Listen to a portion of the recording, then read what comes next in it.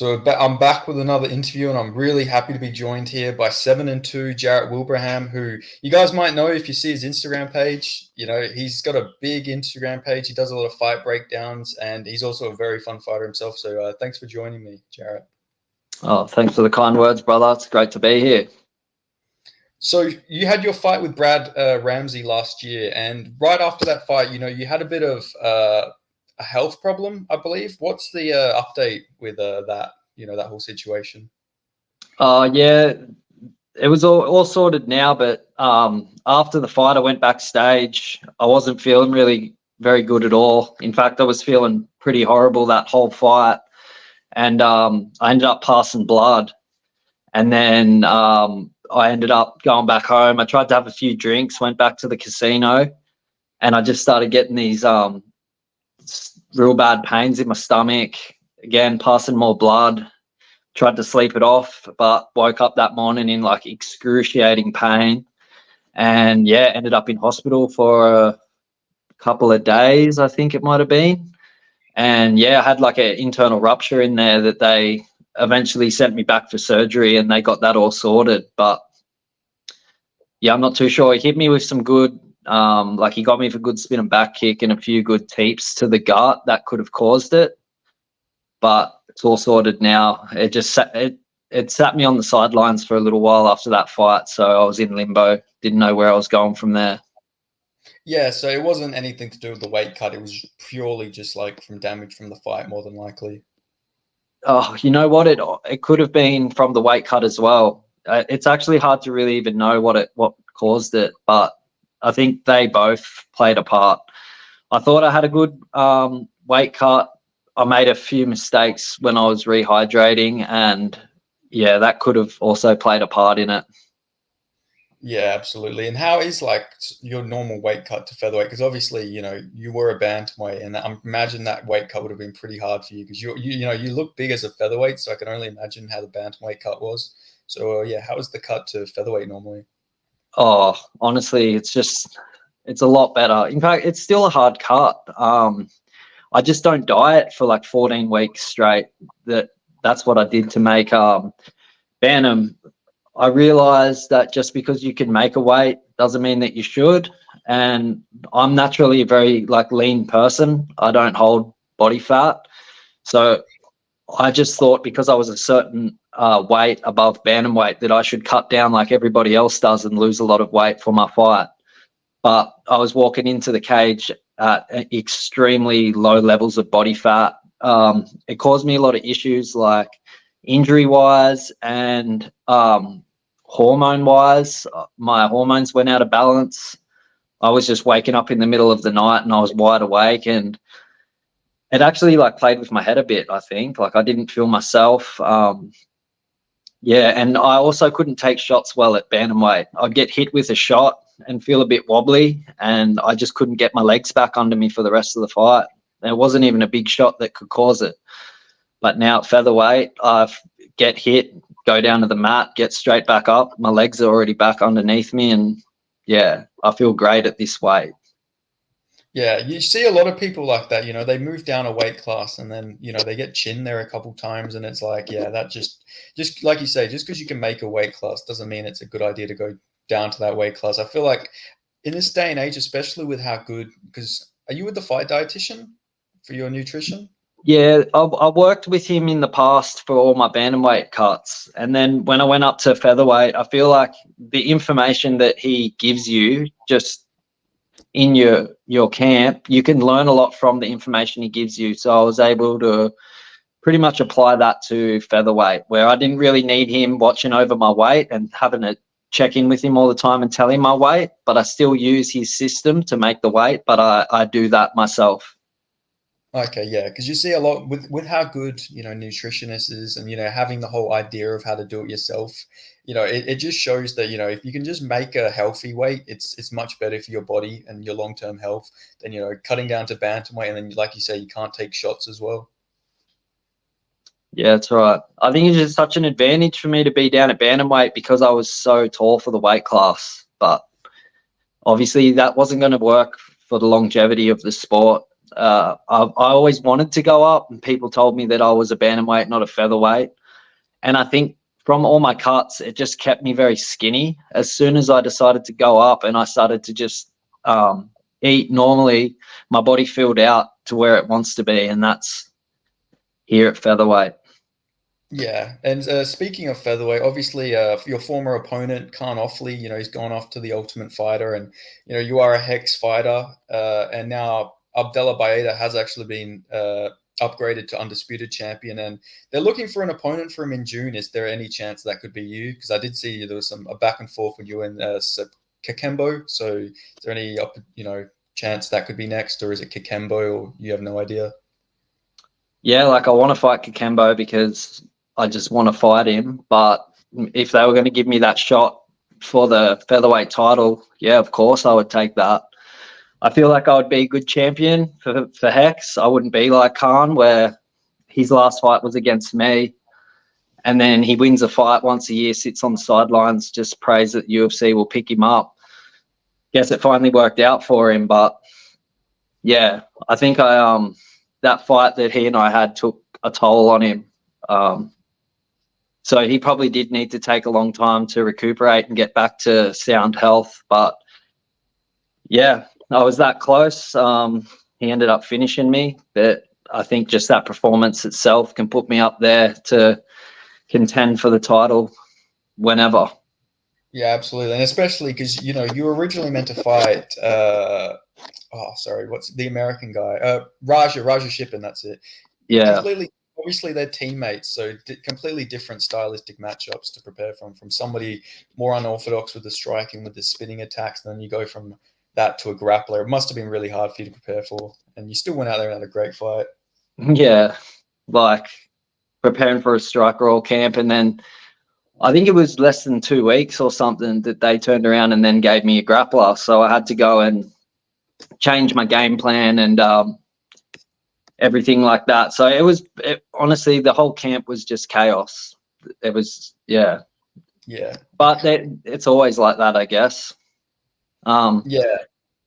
And then, I threw myself off my game plan. I got pretty pissed off with a situation at the weigh-ins. They didn't let me see Khan weigh in and stand on the scales. And I was pretty confident that he missed the weight. The way that it was just handled, they wouldn't let me see him. I asked to see him on the scales. They were telling me he's already drinking fluids now, and that just pissed me off. So I think my intention changed from wanting to go in there and win the fight. I was going in to just want to hurt him, and I achieved that. But in hindsight, I wasn't going in there to win. I was just going in there to fight recklessly, and you live and you learn. It's a huge regret that I have, and I'll make sure that it won't happen again. Yeah, absolutely. You dropped him, you hurt him, he dropped you. It was just a back and forth fight. I actually want to ask a question. Obviously, you've lost only 2 fights. I just want to get your thoughts on who do you see having a brighter future between Khan Offley and Cody Haddon. Obviously, both 2 very good fighters that you fought. Oh, Cody, without a doubt. Just his attitude towards the sport, I think. His game, he always wants to fight the toughest fights. He wants to fight as often as he can. He doesn't fight as often as he should, but that's due to injuries. But yeah, Cody's got a really bright future in the sport. I'm looking forward to his fight with Colby. Yeah, that should be a good one. I'm really excited for that one as well. I'm just wondering, how do you think Khan's going to do on tough? Obviously, it's hard to know because you're not going to know all the guys that he's going to potentially be fighting. But do you see him having a lot of success on tough? Or yeah, I mean, grappling wise, he's good. He's been grappling since he was a little kid. I think he's a black belt. He is a very good grappler. Depends on the matchups that he gets. If they put him against a rangy striker, I think that I've kind of shown people where the holes are in his game. It's not so easy to just go and fix that too when you've spent a whole career doing the same thing over and over again. I think these guys that have been putting in a lifetime into the sport. The downside to that is they can't really change up their game anymore. It is what it is, and they can't really add on to it. They can only get better at what they do. Yeah, I agree. I agree with that. But going back to asking about Kikembo, why is it that you want to fight Kikembo? Is it just because he's been calling you out, or is there like a personal beef there or something, or just you think it'll be a good fight? Yeah, bit of everything. Like, we've gone back and forth on Instagram and stuff. Even after that last fight with Khan, we were going back and forth. He was telling me that apparently I was down every round in that fight with Khan, which, if that was true, that just shows why you've got to be hesitant fighting in Melbourne against Melbourne guys. But yeah, there's no way that I was down every round in that fight. So we went back and forth then, and then he's been calling me out. It just hasn't aligned. Obviously, I've had things going on recently. I've had some medical shit going on and waiting on other opportunities, but I just wasn't able to take it. Now that I'm free to take it, like, I want that fight. I really badly want that fight. Yeah, and I seen that he said that he can't do May or something like that because you wanted May. Is there still a chance you do fight on that May card, or you just I want to fight May. Yeah, I don't know why he says he doesn't want to fight May, because he put his name out there already to fight in May. So he was looking for an opponent in May. I put my hand up. I'm ready to fight in May. Oh, now suddenly he wants to fight in June. So I don't know, that maybe that last fight he had with Barber, after that, he's kind of got cold feet and realised that he needs to go back to the drawing board. But, I don't care. If he needs that hometown advantage, that's fine. I don't plan on it going to the judges. Yeah. Yeah, going back on that point, I obviously, you can sort of tell when you're watching a lot of the Hex fights. Like, I like Hex, I like the events, but listening to the commentary sometimes, like, you can tell they really do have a heavy bias for some of them Victorian guys. Like during Michael Manu versus Colby Thickness, they hyping up every little like strike that Manu would land, not ignoring everything that Colby was doing at some of the points. It's like you got to hide the bias a little bit, I feel like, but they don't. Yeah, it does feel that way. Hex has been in Melbourne forever, I guess. Yeah, what can you do? It's a great show, though, and absolutely. Fighting on it, they look after you. It's so well organised. They match you up early in camp. They don't leave you wait until the last couple of weeks out to get you an opponent. So, and, they've reached out to me in the past to fight for big opportunities where medically I wasn't able to, but they still think of me in that sense. Yeah, absolutely. Yeah, I love their cards. Like, they do put on some really great cards. Like, that every card I think I've paid for the last like 5 Hex cards. Normally, I don't even buy UFC pay-per-views anymore, but I'm buying every Hex card. Like, they put on some fucking good cards. But at least unlike Eternal, their cards don't crash as well when you're trying to watch them. So that's also another benefit for Hex. Yeah, what happened with that? That last night it crashed out, didn't it? Dude. It crashed out for about 4 or 5 fights. Like the literal website crashed. It's like, fuck, man. Like, there's some fights I was really looking forward to on that card as well. Like, they got to get their website fixed.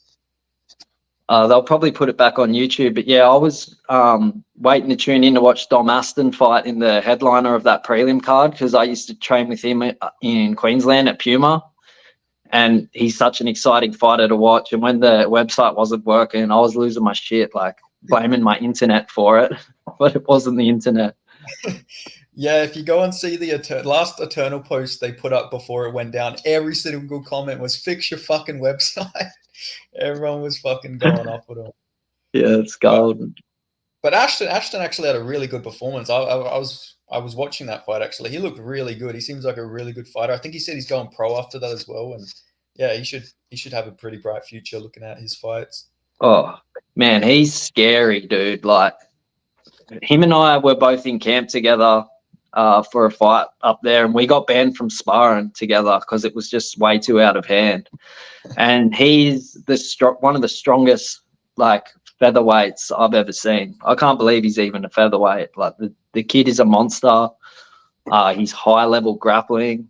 and his striking's really coming along, where he's always packed power, but now he's a lot more calculated. And yeah, it's going to be good to see where he goes in the future with the sport.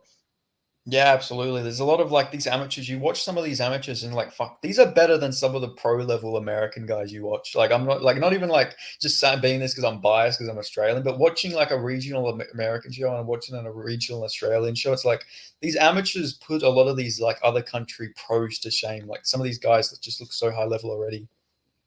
Yeah, and that came out of nowhere because it wasn't when I started fighting. Australia was like weak as piss for, level of fighters. You'd go overseas to have like tough matchups, where now it's almost like the opposite. All the tough matchups are here. You could probably go overseas and get an easier fight if you want to, but Australian MMA is growing, and yeah, these amateurs coming through. Some of them have even been training for like their whole life. So the new level of fighters are just going to be something else. Yeah, absolutely. You got some amateurs. I don't. Did you ever train at ATT by any chance? No, I never trained at ATT. Oh, okay, because I know you follow Farhood and Farhood. You know Farhood Kalataba. I think that's how you say his Yeah, name.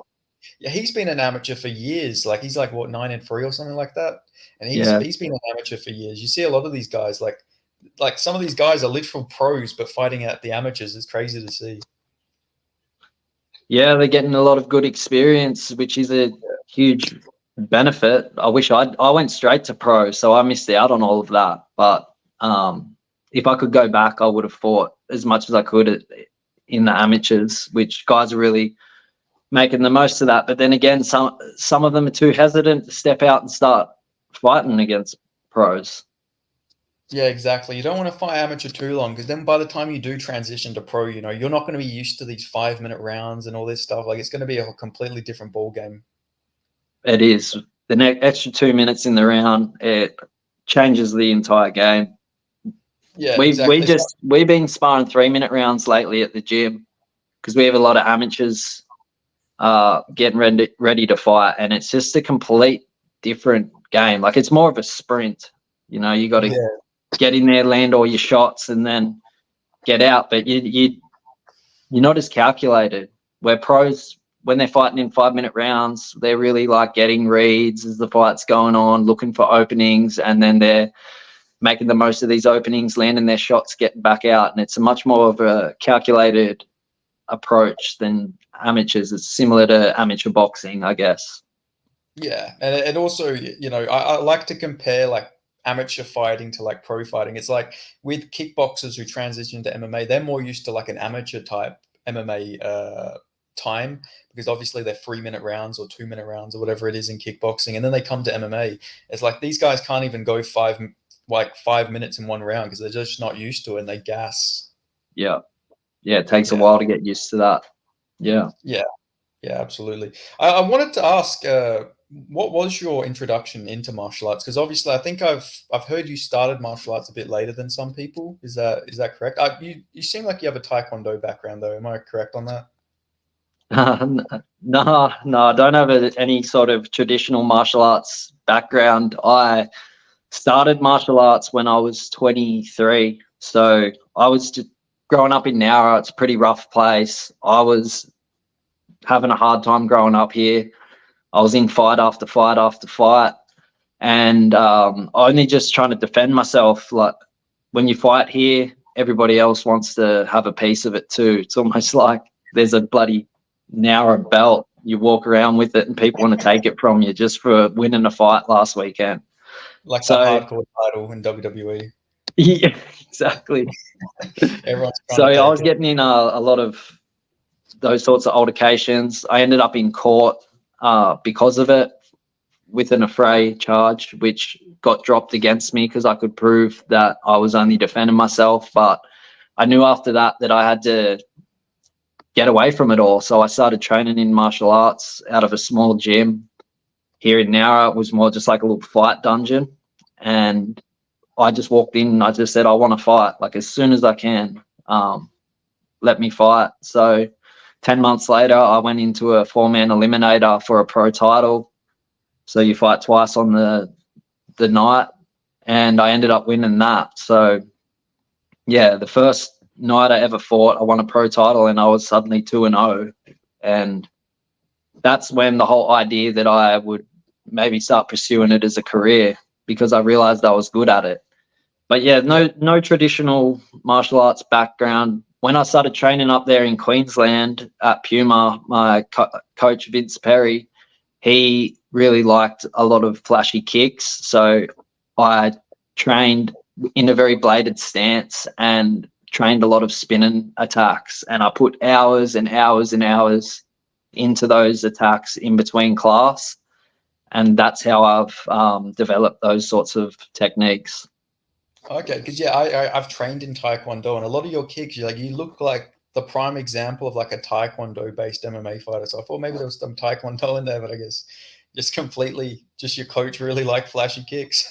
You did, yeah. So yeah, thanks for noticing that. But even now, I think if you see like my next fight, I've developed a lot and changed a lot, even from my last fight. But it's not as Taekwondo type stance anymore. I think you realize pretty quickly when you're training against guys that are just like high level grapplers and wrestlers that you have to modify your stance to defend takedowns as well.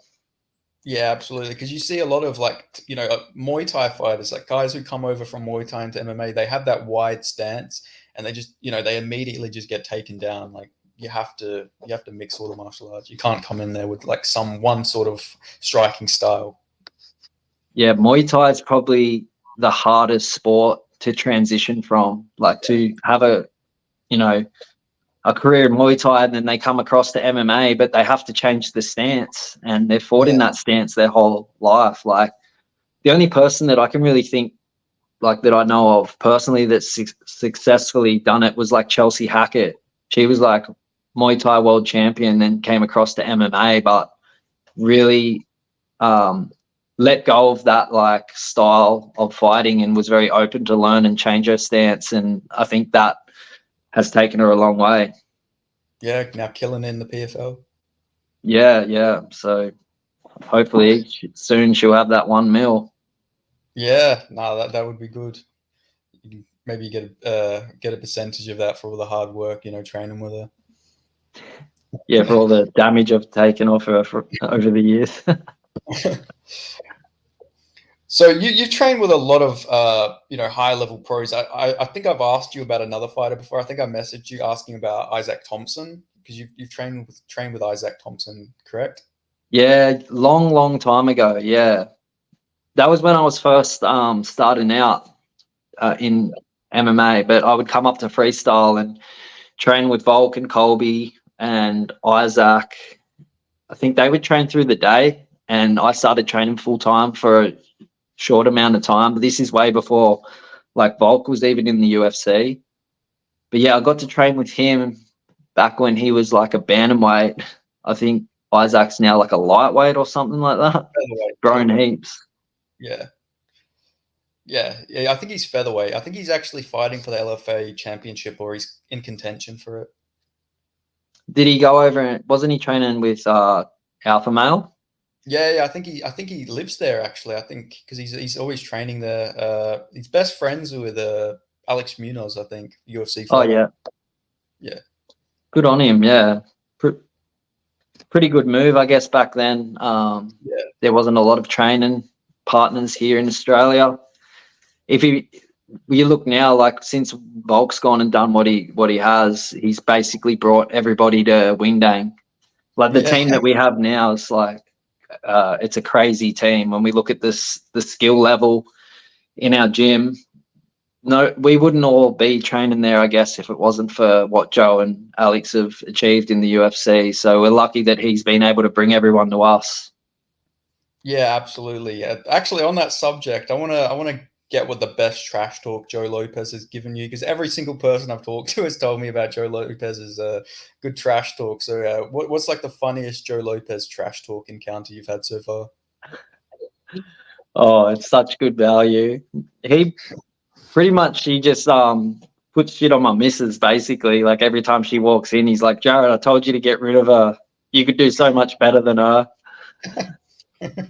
which is like a joke that goes around because Michaela can banter with him pretty good. But yeah, it's funny. I love hearing it every time he says it. It's gold. Yeah, I think I asked Van Heerden this. Like, where would you rank Joe Lopez, like with MMA trash talk? Because if you had Conor McGregor, Chael's son, and Joe Lopez, where do you rank Joe on that list? Yeah, he's up there. Yeah. Yeah, you don't want to get on the bad side of Joe, man. He'll finish in the first round just with his trash talk. Yeah, I'd love to see Volk just like sit at a press conference and let Joe go up there and do the talking for him. I think that'd just be great. That'd really sell a pay-per-view, in my opinion. Well, we got to be careful because he could get himself cancelled. You watched his podcast with Craig Jones? That was classic. Oh yeah, I've seen some highlights of that. Yeah, I try and watch every Craig Jones related podcast he does because yeah, Craig Jones is another one. He's an absolute funny cunt. Yeah, it's pretty funny when they're all in the gym together. It's it's good value. Good to be around. So you trained at freestyle like previously before you actually went there and made the permanent move. So did that make it like awkward? Because you were scheduled to fight Colby at one point. So you had trained with him before that fight then? Yeah, I trained with him heaps, sparred with him every Saturday, and then even trained with him for a little while there. Kind of like a part of the team. And then I went off to Queensland because when I met my partner, she was traveling in a caravan. She was from Mildura and she wanted to keep traveling. So we both met halfway. I wanted to pursue my dreams. I went up to Queensland. She came with me. We were living out of the van and I just couldn't get matchups. And everyone that they give me a name and I would accept it, but then they would all just say no. And I think it was just because of the lack of footage of me that was out there. I think if they watched the footage, they would have taken the fight pretty quickly, but it just wasn't out there. So Colby needed a fight. I needed a fight. They rang me and said, I got a name. Would you fight Colby? And I just said, have you asked them if they would fight me? And they said, yeah, they're happy to if you're happy to. And then I said, all right, well, yep, let's do it. And messaged Colby straight away. And he was like, yeah, all sweet, man. We'll have a beer afterwards. So it was weird. Out of everyone in the bantamweight division, he was the last person that I wanted to fight. But we both have dreams and we both need to get to where we were going. So we were willing to give each other the opportunity to get there. Yeah, absolutely. I mean, I guess it worked out in the end. You two didn't end up needing to fight. Now you're in separate weight classes as well. Yeah, it kind of was really weird how it all just played out. He got a concussion like fight week pretty much. So I was halfway through cutting weight. And then we got the call that it wasn't going to go ahead. So I refueled my body and then started making the cut down again because they gave me Cody Haddon 2 weeks later over in Perth. And just from that really taught me that I just couldn't compete in bantamweight anymore because the weight cut was going so bad with my hormones going out of balance and everything like that. So and then when I did lose that fight, I knew I had to improve. At the time, I didn't have any tough training partners at the gym. I was like the only fighter there. So I messaged Colby and said, look, I'd rather come train with you than fight with you. I need to get better. And he said, man, I'm going to get way more out of training with you than I am just fighting you. So he talked to Joe. Joe said, yep, bring him in. And then, the rest is history. That was my last fight at bantamweight, and I started a new gym. Yeah, and it's been a good move for you. You had some fun. You've seen the improvements as well in your style as well, especially your grappling. You've seen a lot of big improvements in your grappling, I feel like, since the move over to freestyle. Would you agree with that? Yeah, for sure. It's just hard to hold me down now. I can just get back to my feet, which is like my main goal is to get the fight back on the feet because that's where I enjoy the fight being, and that's where people want to see people fight. So I work hard on my grappling, but the main reason is so I can get back up on my feet and continue to strike. So I want to be a striker. I've worked so hard at it. I feel like I just haven't put it together properly when I'm in there. When I've been in there, either like with Khan, I let like my frustration get the better of me and just threw everything out the window. And when I was in there with Ramsey, I was like battling all this internal shit that was going on, that I just felt that I just was like, even Joe said afterwards, like that wasn't me out there. So I was unhappy with that result because of how the fight felt. But when I watched it back, it wasn't too bad. But still, that's just not even me. The next fight, I'll show people where I am. Yeah, absolutely. Yeah, you can tell. Like, I feel like even though, you went a bit crazy in the fight against Offley, you could see the glimpses of greatness in that fight when you knocked him down with a spinning kick. When you weren't going crazy in there, you were hitting him and you were hurting him, but then obviously when you feel like you've got the kill, you did go a bit, aggressive, a bit too aggressive in there, and that's what got you caught a few times.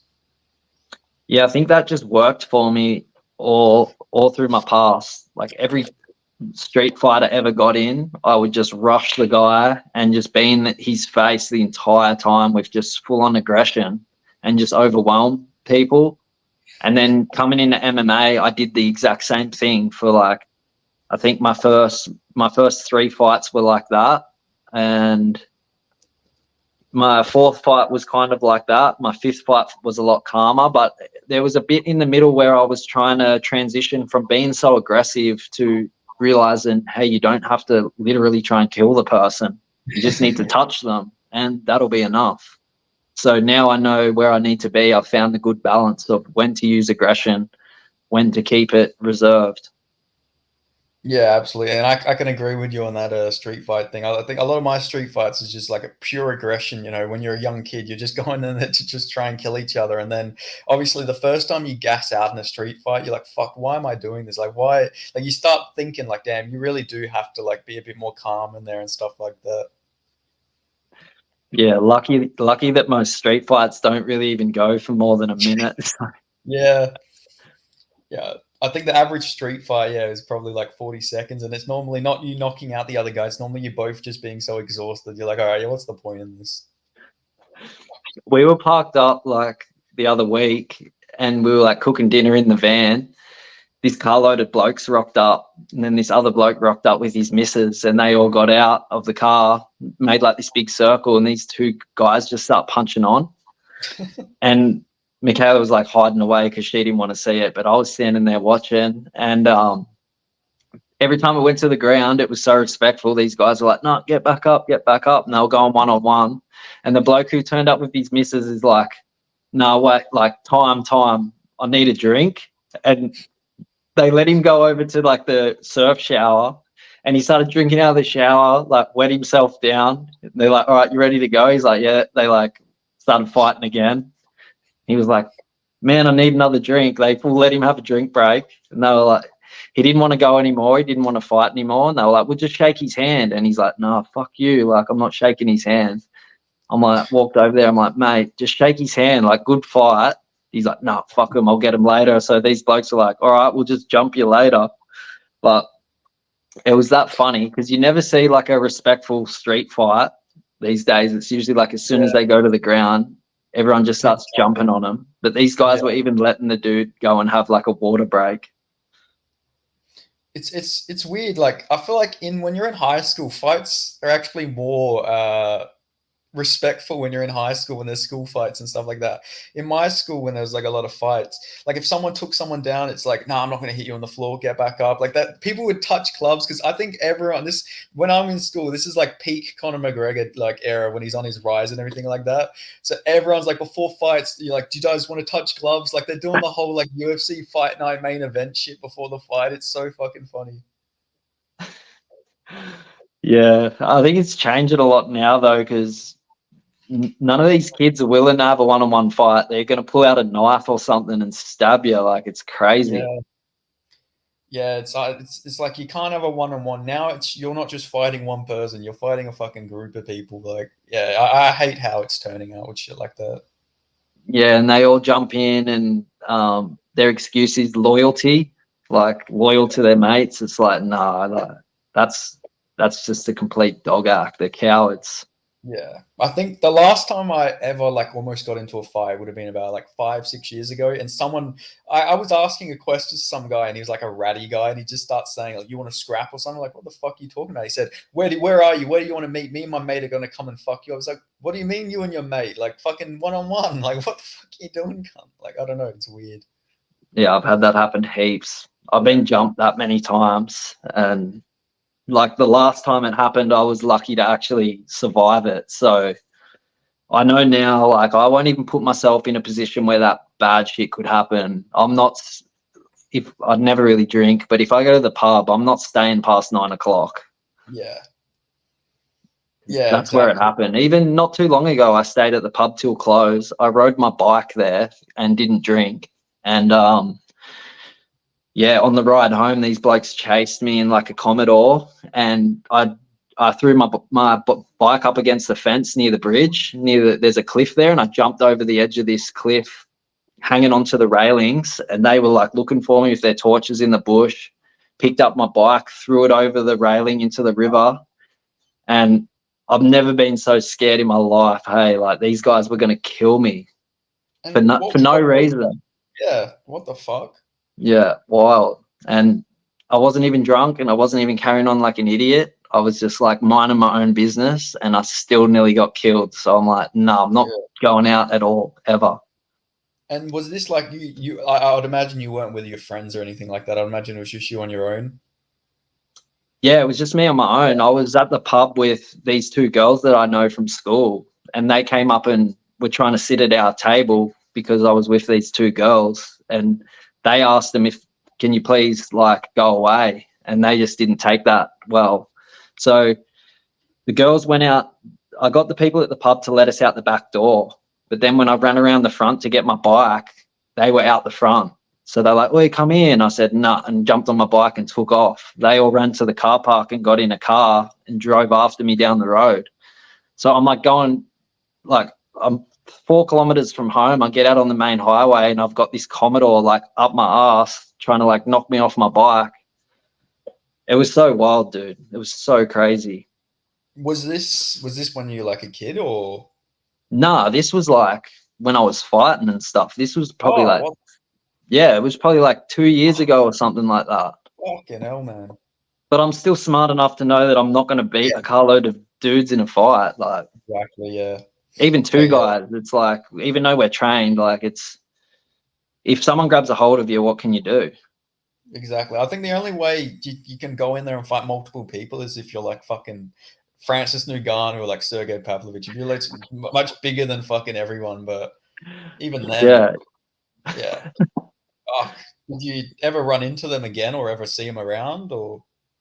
Funny enough, now is a shithole for fights, but they were from the Gold Coast because they were like, they were calling out like this postcode number, like that, like a gang thing. And I took note of what it was and went and looked it up, and it was like up near the Gold Coast somewhere, which sucked because at that point I was actually like living on the Gold Coast, but I'd just come home for, a friend's birthday or something. So I had to go back to the Gold Coast thinking I'm probably going to run into these guys up here now. Fuck. Yeah, Yeah, fucking dude. hell. Because I was hanging off the edge of a cliff, like I was hanging onto the railing. If they seen me there, all they had to do was kick my hands that were hanging Yeah. onto the railing, and I was going to fall off the cliff. And I know that down the bottom of there, even though it's water, there's rocks all through that section. So, well, that didn't end there. After they couldn't find me, I jumped back over the fence, and they were driving up and down the road. So I would like run for 10 meters, and then they do a U-turn. I'd have to hit the ground like a commando, like crawl through the bush, get back up, run again. My phone was dead. So I went like down the bush through a golf course to get home. And it was a good, like, yeah, it took me like 40 minutes to get through this bush in just pitch black darkness with these crazy ass eshays chasing me, wanting to kill me. Fuck. I mean, at least you survived, and it's like a good story to tell. But yeah, I can only imagine like the panic and everything you're feeling in that like moment. I honestly think I have like PTSD now. Hey, like Yeah, just I don't even go shopping in Nowra. I send my partner up there to get groceries. I'm just like, so many bad things that happened here that I'm like worried that I'm going to see someone out shopping and then they're going to be waiting for me out the front and it's just going to be all this drama. So I just avoid it altogether.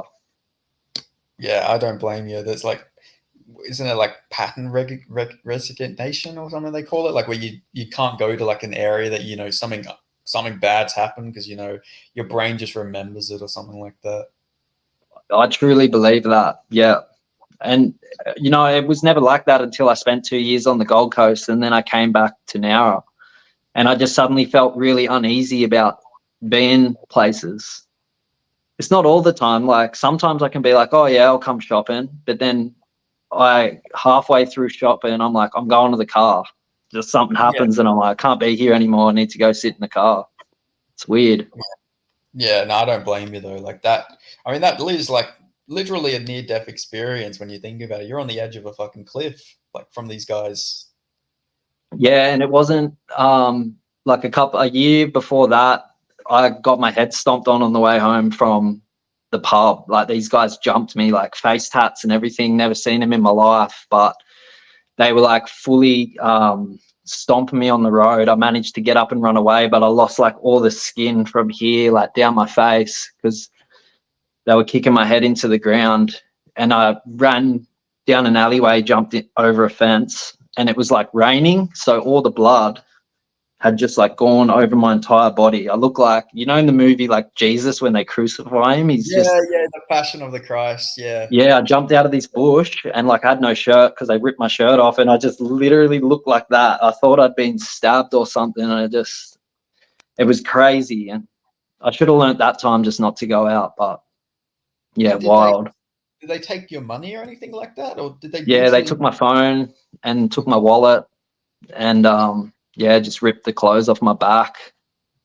Yeah, obviously not justified, but at least they stole your like your shit. If they just bashed you for no reason, then that's like some sadistic shit. Obviously, it's not good either way, but like, Oh, it was definitely targeted. They yeah, knew, yeah, I had a mate there with me and they just told him to just stay out of it.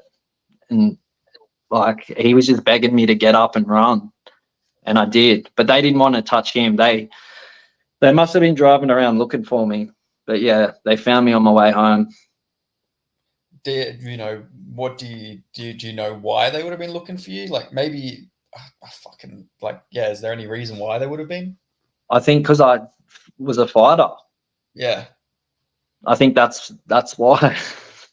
I was about to say maybe you bashed one of their mates or something, and they wanted payback or something like that. That's all I could think I of. don't know. You think they would have told me that though while they were doing Yeah. it? It was weird.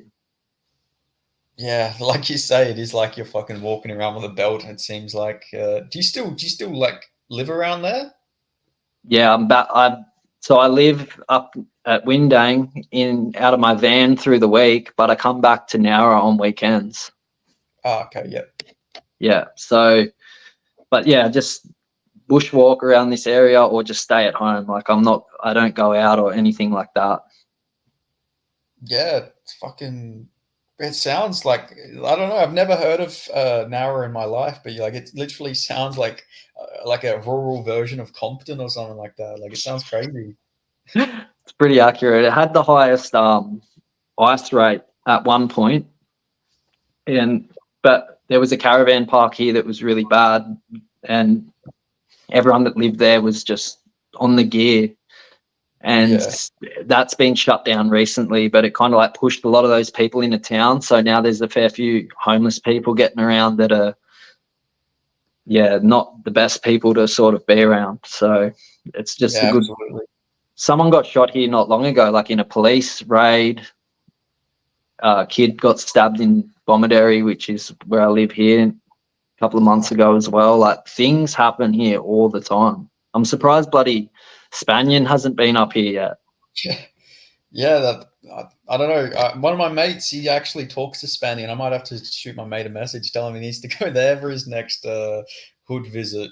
Fucking Yeah, go to the kebab shop at 1 yeah. a.m. on a Saturday. Something's bound to happen there. Fuck. I mean, I guess it shows like, you know, your journey to a fighter though. Like that is like you could turn this into like a movie or something like that one day. Like the stories you're telling me is like fucking crazy. Oh, it's only the tip of the iceberg as well. Yeah, I've had like my nose has been broken multiple times. I've had my jaw broken, orbital bone broken, like broke knuckles, ribs, and that's just all from before I started martial arts. Like I've took more punishment before I started fighting than I have while I'm fighting.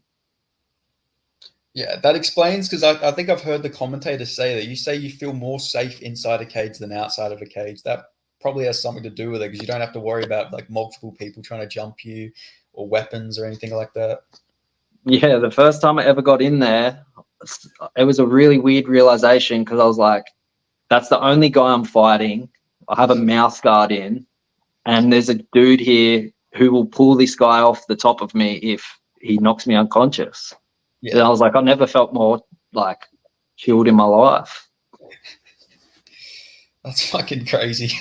Yeah, it's pretty wild, but yeah, I don't regret any of it. Feel like it made me the person that I am, Yeah, and I feel like it was all just a build up for me to be in this position that I am now. Because like in this town, there's a lot of drug use, there's a lot of alcoholism, and there's a lot of violence, and people get caught in this place. Like it's one of those towns where people just can't escape. They like move away and they always end up coming back because that's the thing here. There is such a loyalty and there's so many friend groups that are so loyal to each other. And I think that's why there's so much violence, because if you mess with one person, you mess with all of their mates. And I just want to show people that if you work hard at something, you can change the position you're in and you can strive for something better, even if you're from a place like Nara.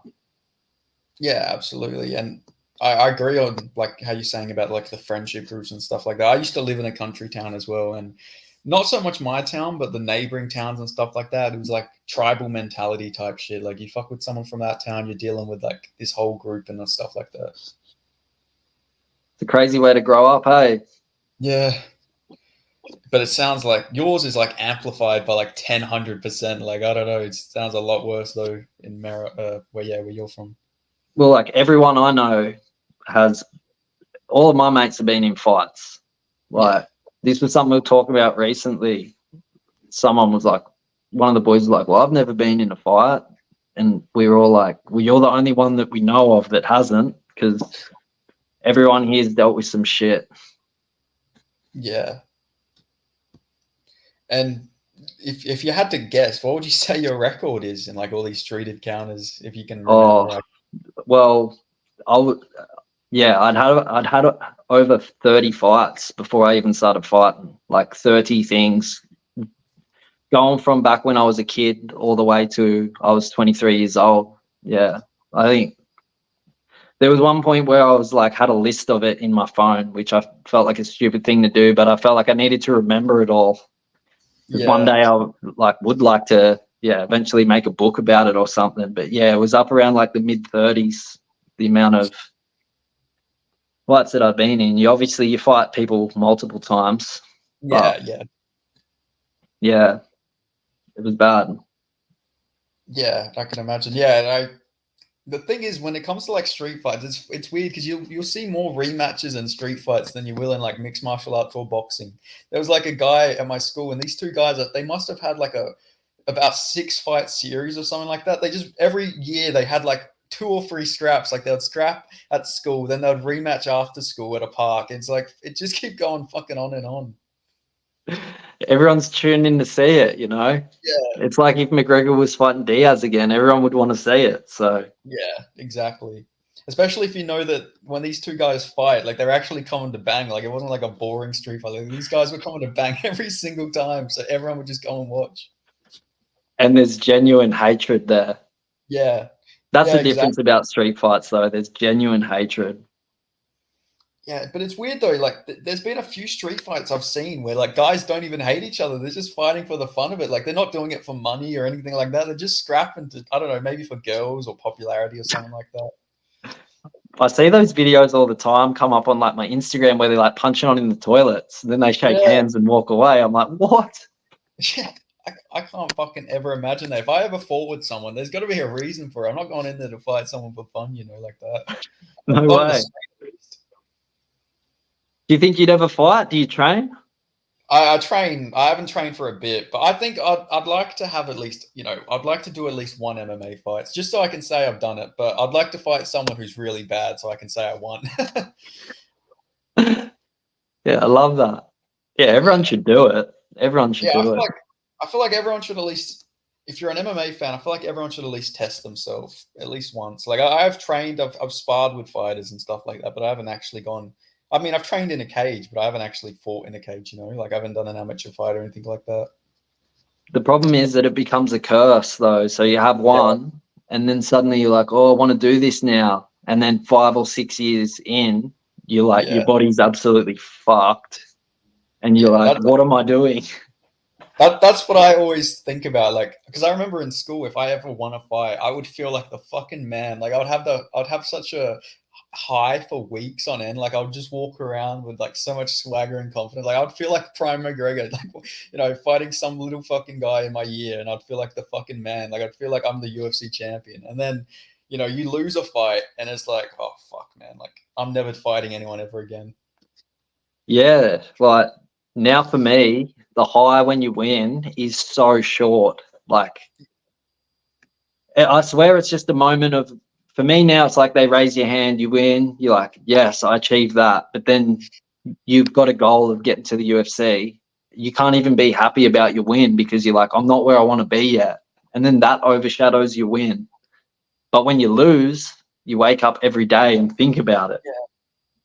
Yeah, it must be like they say, fighters are a little bit crazy. Like, to keep doing that and everything, it is a fucking awesome thing though. Like, but like, yeah, it must really fuck with your mind. Like, when you win, it's like a good feeling, and then when you lose, it's like, fuck, why do I do this? Like, the demons you guys must face must be crazy. Yeah. Oh, for sure. Like now for me, it's about creating a career out of it. Like for me, it's about money. I love training. I love everything about martial arts. It's an absolute obsession. But my goal now is to get money because I've been training full time for like 4 years now with no money. And I look at that like I need to make 200K back just to make up for all those years that I haven't been working. It's not like I don't want to work. Like, I wish that I was working in a way because I would have money to spend on things and I'd be able to go out for dinner and enjoy having a snitty without the realization that I just spent a whole week's pay on one meal. Like, that's how I live now. Yeah, It's people invite you out for dinner and you're like, I'd love to come, but that's like a whole week's wage for me.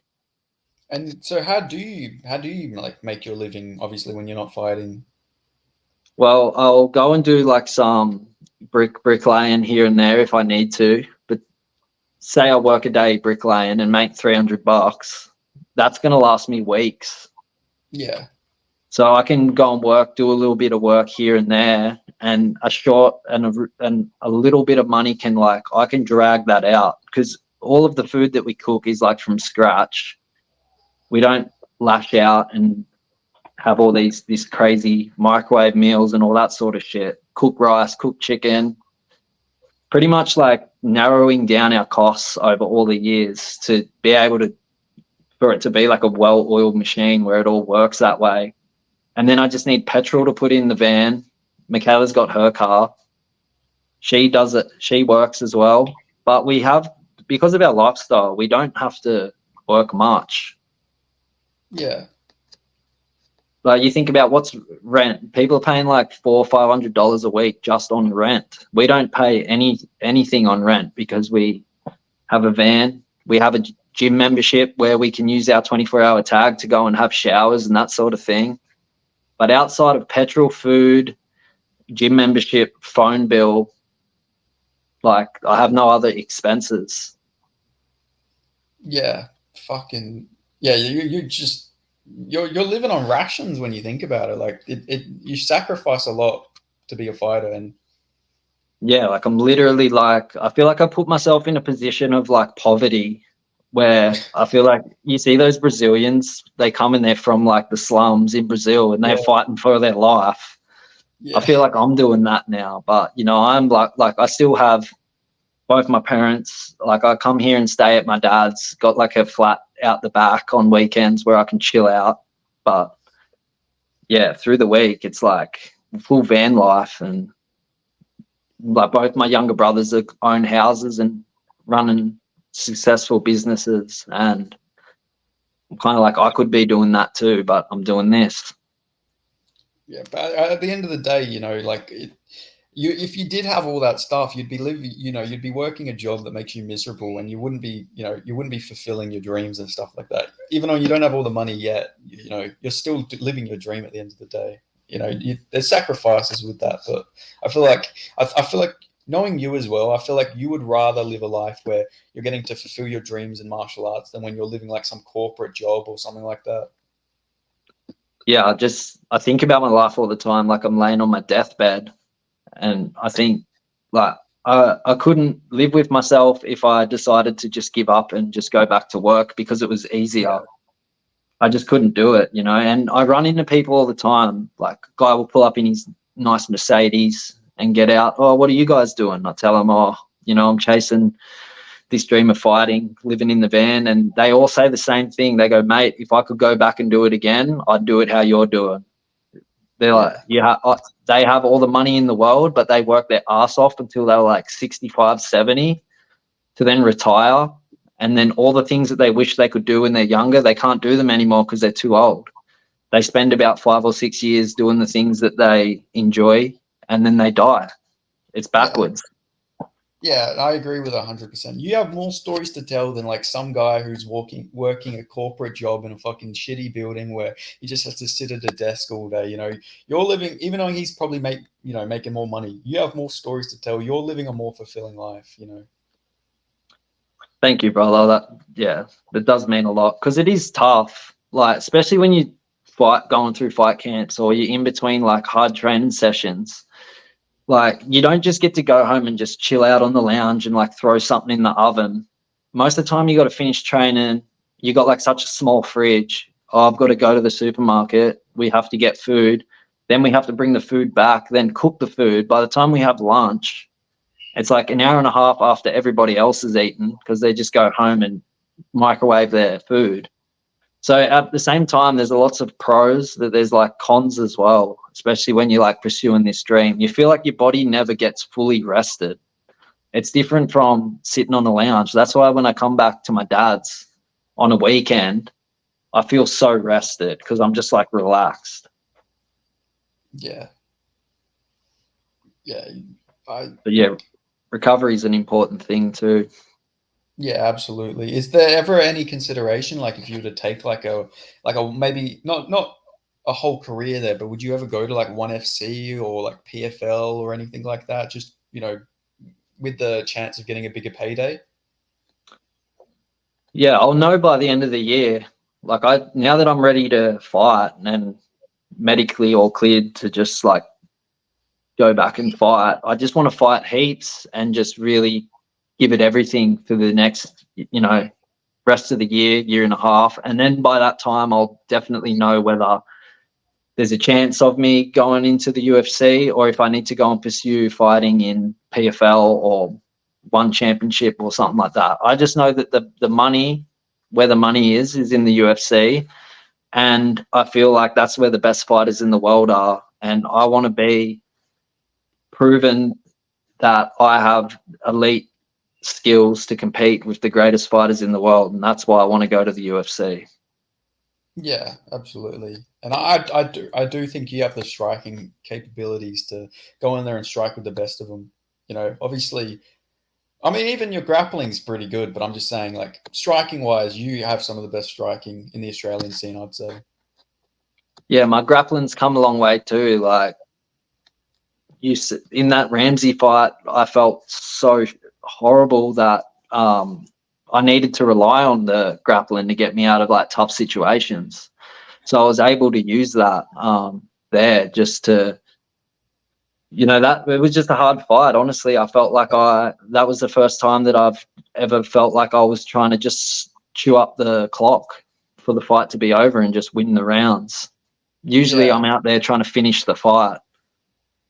I think that's just why I wasn't that happy with that performance. But yeah, like I do have my grappling game's actually like very it's different from other people's, and hopefully I'll get a chance to show that as well. Yeah, I think a lot of the differences with you compared to like other featherweights and even bantamweight to an extent, even though you probably can't make bantamweight ever again, is just like your size compared to all of these other guys. Because you're 6'1", right? No, I'm like 5'11", just short Okay. of 5'11". Yeah, Yeah. I do because I was a super tall bantamweight. Like I was like Yeah. Sean O'Malley. I was the same build as him at Yeah. Bantam. Then you go up to featherweight, suddenly you're not like the tallest guy in the weight class, but I'm still tall enough. Yeah. And I like to get inside too. Like when I fight longer fighters, I like to get inside and cause damage there. So that was kind of one thing that I couldn't really do at bantamweight is like get inside these shorter fighters' range and land power shots. Yeah, and like you say, yeah, now you got to fight people like 6'3" Abdullah Baeda, all these other massive featherweights now, these monsters of the division. Yeah, he's a monster. He's a Yeah. very tall dude, tall fighter. I hope he can make featherweight again. Yeah. He looked a lot better at lightweight. He looked like that fight he had with Harry Webb, he just looked powerful. Yeah. His jab was like solid jab. I think at featherweight, he had a quick jab when he fights featherweight, but it's not like that, sinking that weight behind his shots as much. And that's something I learned from going up a weight class is that I could just suddenly I was hitting people and they were like dropping or getting rattled, where before I wasn't really rattling people at bantamweight. Yeah, because you're more like yourself when you're fighting closer to like your natural weight when you're not killing yourself to make bantamweight. Yeah, it's a huge advantage to fight at the right weight. It's just people learn the hard way, like I did, but yeah, proof's in the pudding. Like you see guys go up a weight class and then just absolutely go on a tear. Like who was one of the guys? But trying to think who it was. They went up a weight class and then they were just like untouchable. But at that, you'd know more than me. Who, sorry? Robert Whittaker? Exactly, yeah, that's who it was, Robert Whittaker. Moved up to middleweight and then, went on like an 8-fight winning streak, beat everyone, and then, eventually lost to Izzy. Even Drakus. Drakus was a welterweight at one point somehow. There you go. How. And Strickland as well. Strickland was a welterweight. Even if you look at the middleweight division in general, almost all of the top 5 fighters, except for Adesanya, are all former welterweights. Yeah, there's such a big gap between the welterweight and middleweight division, isn't there? Yeah. So that's a tough one. Do you cut the weight and kill yourself doing it, or do you just fight much bigger guys? It's a tough question to answer.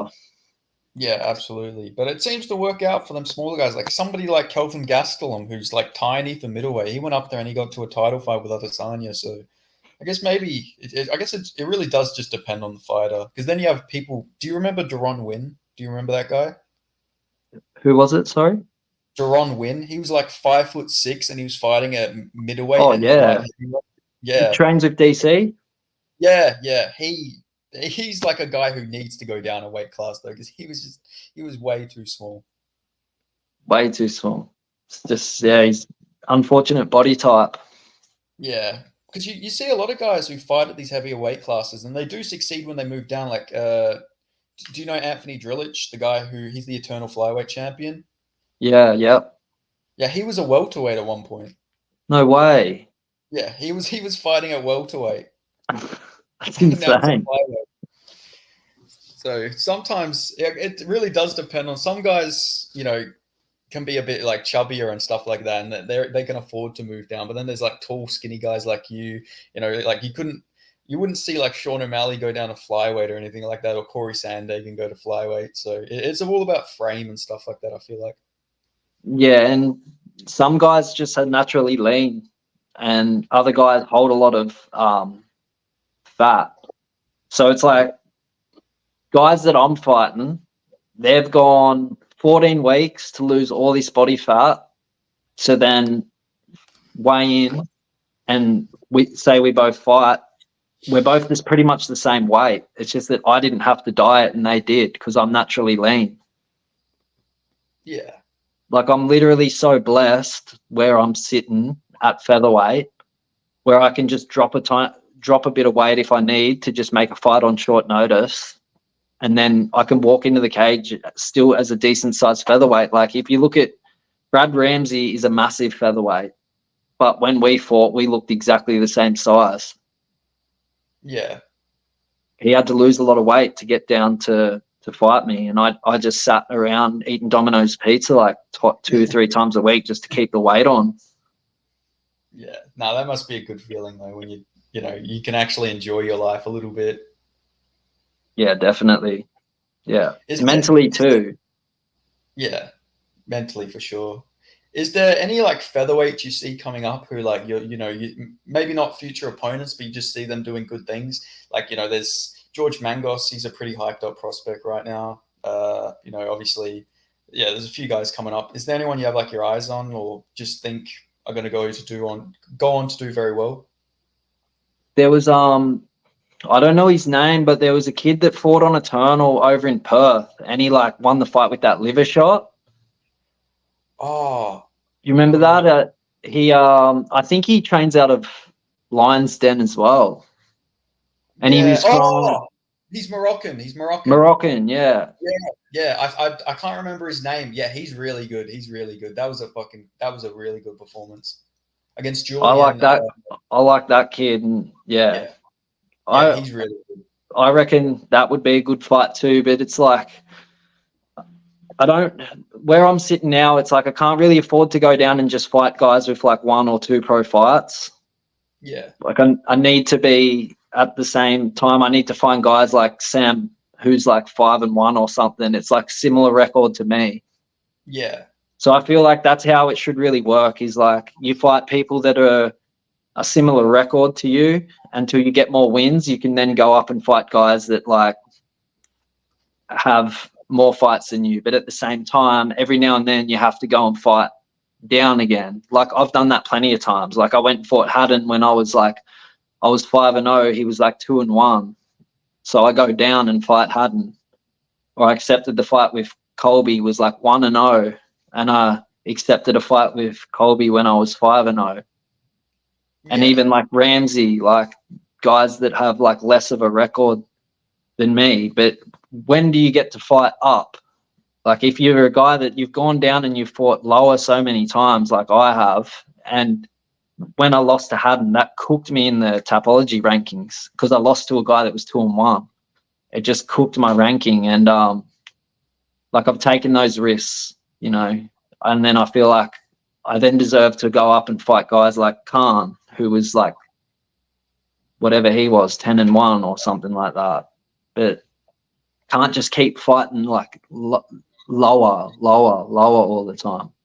yeah. I agree. And those Tapology rankings are fucking so stupid, man. I was looking at them the other day. They have for the lightweight rankings, they have Abdullah as number 1, and they have Harry Webb and Cullen Sauerkill as like 7 and 6 or something like that on the rankings. Like, how does that make any sense? Like, they're the clear 1 and 2 guys at lightweight, so I don't understand it. Because it's like Abdullah's who he's probably beaten somebody that had like a heap of wins, and he obviously doesn't have many losses, and it works off like wins and losses sort of thing, but it doesn't work. Like if you look at it, the reason I dropped down the Tapology rankings because I lose to Haddon, who lost to Steve Urseg. But Tapology doesn't take into account that Steve Urseg's now fighting for the flyweight world title. Yeah. So just because he was 2-1 and I lost to him, it just drops me down the rankings. I'm glad you brought that up. I was going to segue to that. I was going to say, does it make you feel good though? Like one of the guys you lost to had a really competitive fight with the guy who's challenging for the UFC championship. Yeah, Cody is that good and Urseg is that good. And stylistically, all fights are different too, but it just shows like you just got to go out there on the night and just put it together, you know. Unfortunately, that wasn't my night. Cody fought way better than me, and I'll never get that back. But in my mind, it's like, yeah, I'm up there too. Yeah, absolutely. And you were giving him some problems with the wrestling as well. So it wasn't like a one-sided fight either. You were giving him some trouble. Yeah, his corner got in my head a bit because I would like take him down and I'm like holding him, and his corner's like, he's holding, he's not doing anything, he's just holding. So I'd let go to try to like strike, and then he'd get out. So it's like they played at my ego, and it really worked. Hey, it's another thing that I learned. Just fight your own fight. That is a problem that I've had too. Is I get to a point in the fight, and if we're not engaging for like 20 seconds, I'm like, well, this is getting boring, and then I just start throwing. Yeah. And I need to like realize that it's not always about like putting on super entertaining fights, but I feel like when you start getting a name for that sort of thing, it's you can quite easily fall back into just like trying to make it entertaining for the people in the crowd rather than do what you have to do. Yeah. And it seems like with the Australian, like, I don't know if the MMA scoring criteria is different here than it is to like the States. Because it seems like a lot of the time, a lot of guys who just like lay and pray seem to get a lot of these decisions when they, you know, damage is like the #1 scoring criteria. Like, have you noticed that with a lot of the regional fights lately with the scoring? Well, you got to look where, what states that scoring's coming from. Melbourne, they seem to, like, you could be piecing somebody up through the whole round, and if they take you down with 10 seconds left, they'll score to the person who took the fight down to the ground. Yeah. It's very bizarre, but they seem to just score. Like, if you want to win a fight in Melbourne, just get a takedown. Yeah.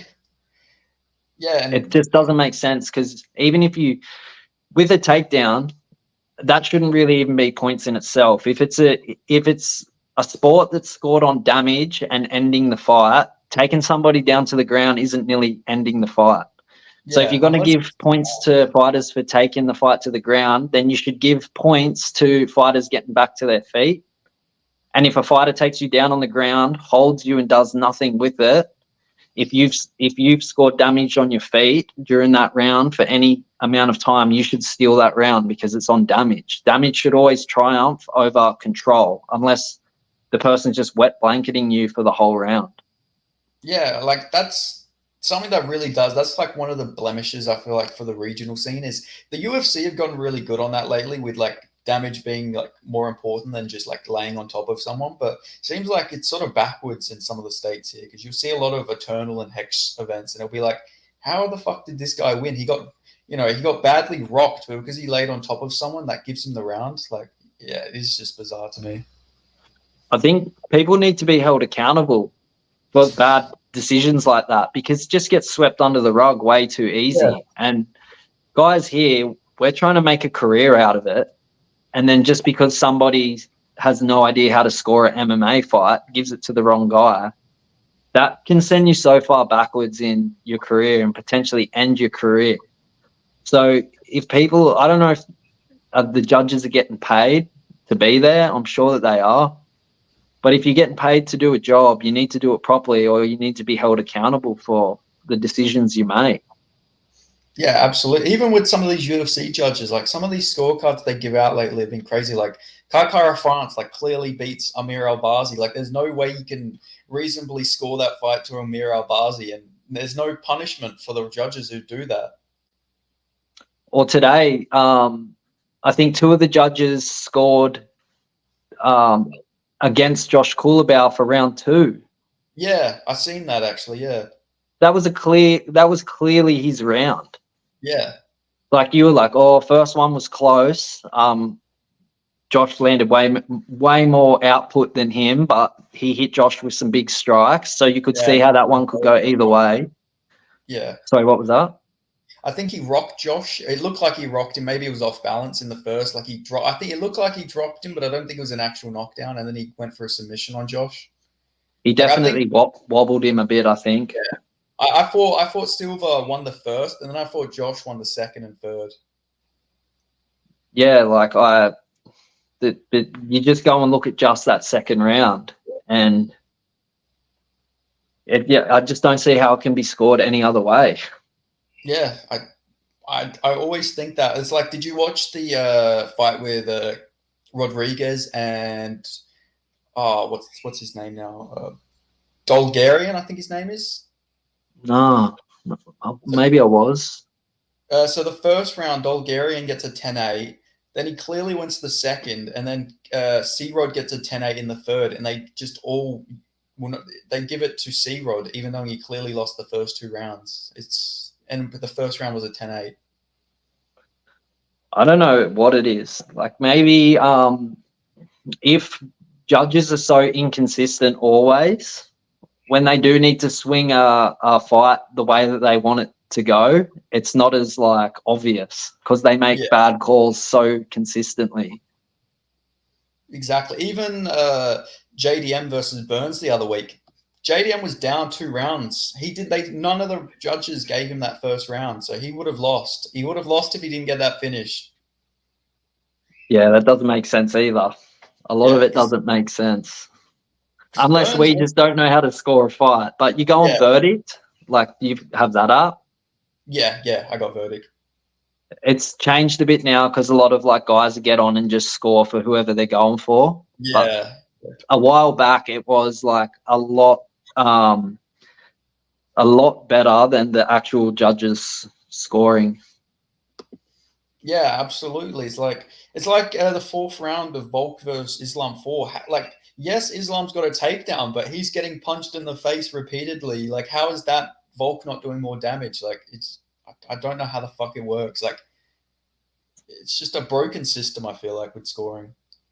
And the judges should be fighters themselves. Like, who are these judges anyways? Have they ever even fought? Like, what do they have to do with martial arts? Have you dug into that?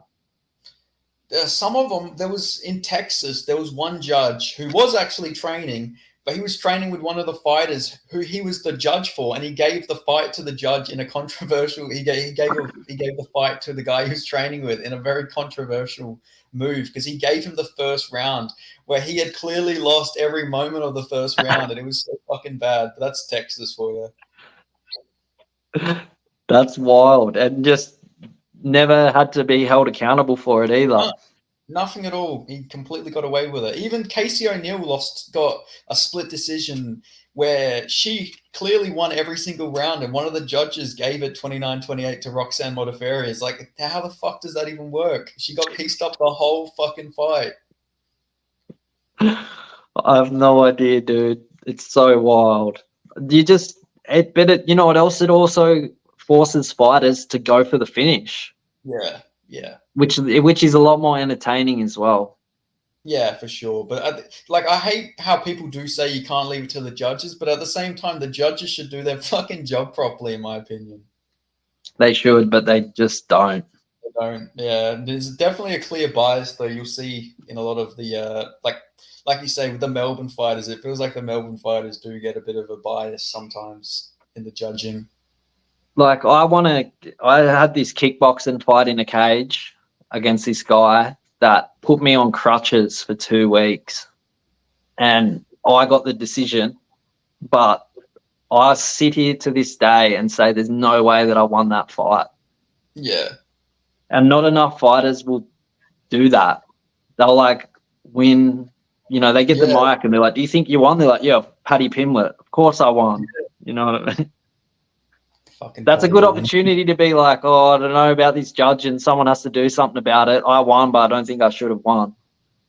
You're not going to overturn it. The only fighter I can remember ever saying that was Guram Kutateladze after he beat Mateus Gamrot. He said, "I didn't think I won that," even though I thought he did win that fight. But he's the only time a fighter's ever said, like openly on the UFC, like, "Yeah, I didn't think I won that fight." It's honesty. They're not going to overturn the decision because you think you lost. Like people need to, yeah, expose the shit going on behind the scenes. Yeah, I feel like there's just definitely a lot more that we don't know behind. Like, you got to know, like, how impartial are these guys really? Like, there was the guy with the Corey Sandhagen versus Cheeto Vera fight where Corey Sandhagen dominates every single round of the fight, and one of the judges gives it to fucking Cheeto, and then it came out that guy was a referee for a fight against one of Corey Sandhagen's teammates. And when Corey Sandhagen yelled at that guy must have held a grudge against him or something. And he actually, he was the guy who scored it against Corey Sandhagen. No way. Yeah. That's insane. And that guy still has a job. He's a ref and he's a judge. And he hasn't been nothing bad at all to him. But see, bias is actually a huge part of it. Because I think that I'm like a very fair scorer, but sometimes I've scored fights in one favor, but it's like while the fight's going on, I'm literally watching only that fighter. You know, when you're watching a fight, like you can look at one guy or the other. Yeah, you find whoever you're watching, you're being more biased towards because you want to see what they're doing. Judges have to not do that. They have to try to like look in the middle of both and see everything that's going on with peripherals. Yeah, I feel like that is one thing that I will never say that being a judge is an easy job because I'll watch a lot of fights and obviously if there's a fighter I like, I'll be every time you throw a punch, I'll be like, oh fuck yeah, like I'll be like screaming for him. And then when the other guy lands like a 3-piece combo, I'll like, oh fuck, like I'll just ignore it. So I feel like yeah, it would be a hard job because you got to keep your eye on both fighters. But a lot of us, we all have inherent bias. I feel like. I score it like my own way. So when the fight starts, if one guy lands a jab, I'll be like, oh yeah, I'll give him like 1 point. And then say the other fighter hits him with a hard cross. I'm like, yeah, that's worth 4. So then I'll like minus that 1 off that guy. Now that guy's like 3 ahead or whatever, you know what I mean? And then I keep like adding and minusing. If they get a takedown, I might give them like three points for that. So I work it like off a system like that. I feel that's the only way you can track it. Yeah, it's definitely hard because also at the same time, it's like fighters like JDM because JDM's so good defensively with his high guard. A lot of the judges think a lot of these punches are hitting him cleanly, but there was like Gilbert Burns landed a big overhand. It looked like it landed clean, but if you watch the replay, because he has like his hand so high up, it literally hit his hand. But because he's so defensively sound, he gets punished for it because a lot of these shots look like they're landing on his chin. Yeah. So it's like, yeah, it's just a broken fucking system in my opinion. Yeah, it is hard. And you can't, like I'm saying, you can't score it like on a point. It has to be scored on damage. That's why, like, if someone kicks the leg and it's just like a little outside leg kick, I'll kind of like give it a point. If they like sink in a hard calf kick and the guy kind of limps, like that should be worth like 4 points. It's the same kick. It's the same strike, but one was a lot more severely damaging than the little tap on the leg. You can't score them the same. It's like leg checks. Like when you check a kick, is that point going to the guy checking the kick or is it going to the guy who gets his leg kick checked? It's like, it's fucking hard, right? They should. Like, you got to understand, like when I fought Ramsey, he was finishing guys with calf kicks. So I spent my whole game, my whole camp trying to understand how I could counter his calf kicks. And through these reps that I was doing over and over again, when he went to kick me, I checked and broke his foot. And like, if they don't score me that and they just say that that's just me blocking a strike, I'm like, I trained all camp just to try to break his foot. Yeah. So that's an attack, really.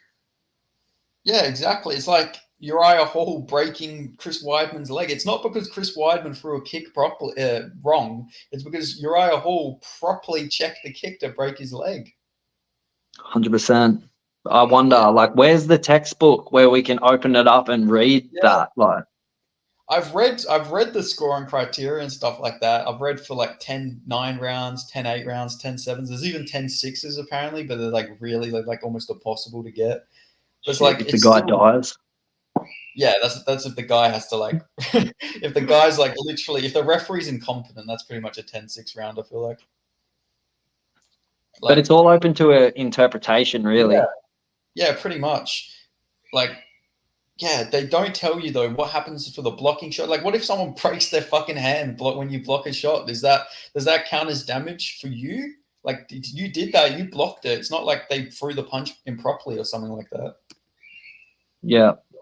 See, Yeah. I don't know. Maybe it carries on from like kickboxing because I don't understand how like Muay Thai's scored. I have no clue how they score that sport. Me neither. Me neither. I only can say I know boxing and MMA scoring, and even then, boxing is like I always get my scorecards wrong, so I can't even say that. That's because it's corrupt. And it's just, I guess it's just still a very new sport, you know. I think over the years it'll get a lot better and scored better. It's funny. Remember, PFL tried to bring in like the punching speed and like the impact and all that sort of thing. Yeah. They kind of have the gist of where it should. Like, let AI score the fight. Yeah. Well, they do that. They actually do that. The PFL do. When they fights finish, it'll come up with how the commentators scored it, and then it'll come up with how the PFL AI scores it. They actually do that for the end of their Oh, fights. really? Yeah. So they are actually, they're thinking outside the box a lot. That's what I like about the PFL. I mean, you can't argue with AI. Like, who's going to stand there and be like, no, fucking AI scored it wrong? It's like, man, it knows better than what you do. Yeah, exactly. There's no bias with the AI. The one thing, though, I will say, PFL, they need to fucking unban elbows. That's something that pisses me off about PFL. I gotta put that out there. Is that because they got like a tournament style and they can't afford cuts? Yeah, but they're allowed to knee people though, so it's like, how? But then it's literally it's just amateur. Yeah, that's what I say about it. It's like, because that is just the amateur rule set. Yeah, that's why I like one though. I feel like one's got the most superior rule set because you can grounded knee opponents. What do you think about them bringing back in the 12-6 elbow? I don't think it should be banned at all. I don't understand it. Do you know why it's banned? Do you actually know the story behind it? I'm pretty sure the story behind it was like guys were breaking ice blocks. Yeah. Is that what you? Yeah. But that's it. This is why I think if they bring it back in, it won't last long and they'll take it back out. Because if you get on top of a guy in full mount and he's flat on his back and you start raining 12-6 elbows down on his face, you're going to literally take out his eyes. Like John Jones, remember when he was on top of Ryan Bader? Yeah. Was it Ryan Bader? Matt Hamill, sorry. Jeez. And he was like doing like all these normal elbows and then he did 12-6 that just like opened him up. Yeah. And everyone said like, oh, it shouldn't be banned, but like that 12-6 elbow nearly killed him. But the thing that annoys me about that is, do you know why he couldn't continue that fight though? Why? Because the referee asked him, "Can you keep fighting?" Matt Hamill is deaf. Yeah, true. Like he didn't know he was deaf, so he kept saying, "Can you continue? Can you continue?" And Matt Hamill wasn't answering him because he's deaf. He couldn't hear. I just remember him laying on his back and like blood was pooling into his eyes until his eyes filled up with blood and it was just like overflowing. I'm not sure where the cut was, but yeah, like if that's in your eye, like elbow straight down on your face, there's no other position in MMA where you can elbow somebody straight in the eye unless you're coming at them with like one of those tomahawk elbows when you're on your feet. Yeah, that is true. I've never thought about it that way. I just thought it was like an over-exaggeration because they've seen a bunch of karate clips where they like fucking broke boards like that. Well, that is apparently the reason, but I still think that, I still think that someone will get like lose their eyesight from it. Do you think that they should make grounded knees and like soccer kicks legal? Grounded knees, yes. I think soccer kicks don't look good for TV. But if we're looking at it, the martial arts for what it is, if they wanted to make it pure martial arts, soccer kicks should definitely be legal. But here's the thing: do you think that grounded knees? Do you think that they are advantage to wrestlers or an advantage to strikers? I think it's a bit of both because obviously if you got like Aljamain who he'll use the grounded knee rule to his advantage, he'll like move his head around on the ground so you can't knee it. But then at the same time, wrestlers will be able to just knee your fucking head in on the ground. So it's like, I feel like it's 50-50. For like wet blanket type fighters, they're fucked. Like people who just wet blanket, they're going to get kneed in the head so many times. But I feel like wrestlers, I feel like that is going to be an advantage to like the Chimaevs and stuff like that out there. I still think like if you can sprawl on a guy trying to take you down, you can automatically blast knees at him as well. So like it will advantage people that want to strike as well. Yeah. No, I feel like it's. Sorry. Yeah, go on. Sorry. Oh no, you're right. I don't think it will change the game too much. Like it will give striker or wrestler too much of an advantage.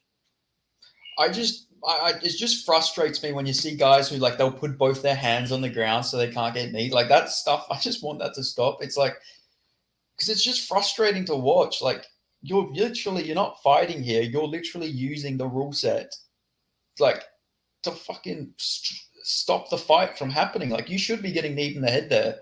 Like it's just a stupid rule in my opinion. Yeah, it's a stalling position. So yeah.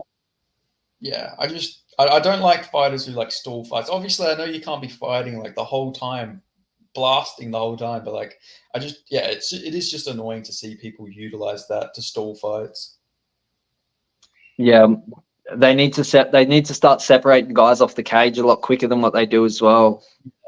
Especially for like they need to do it for heavier weight classes. They need to have like if you're a heavyweight, you can only clinch for like 10 seconds because a lot of these fat heavyweights will just clinch against the fence for the whole fight. It's like just get this shit off my TV, please. Like yeah, honestly, I believe if nothing's happening on the fence for like 30 seconds, like bring him off the fence. Yeah.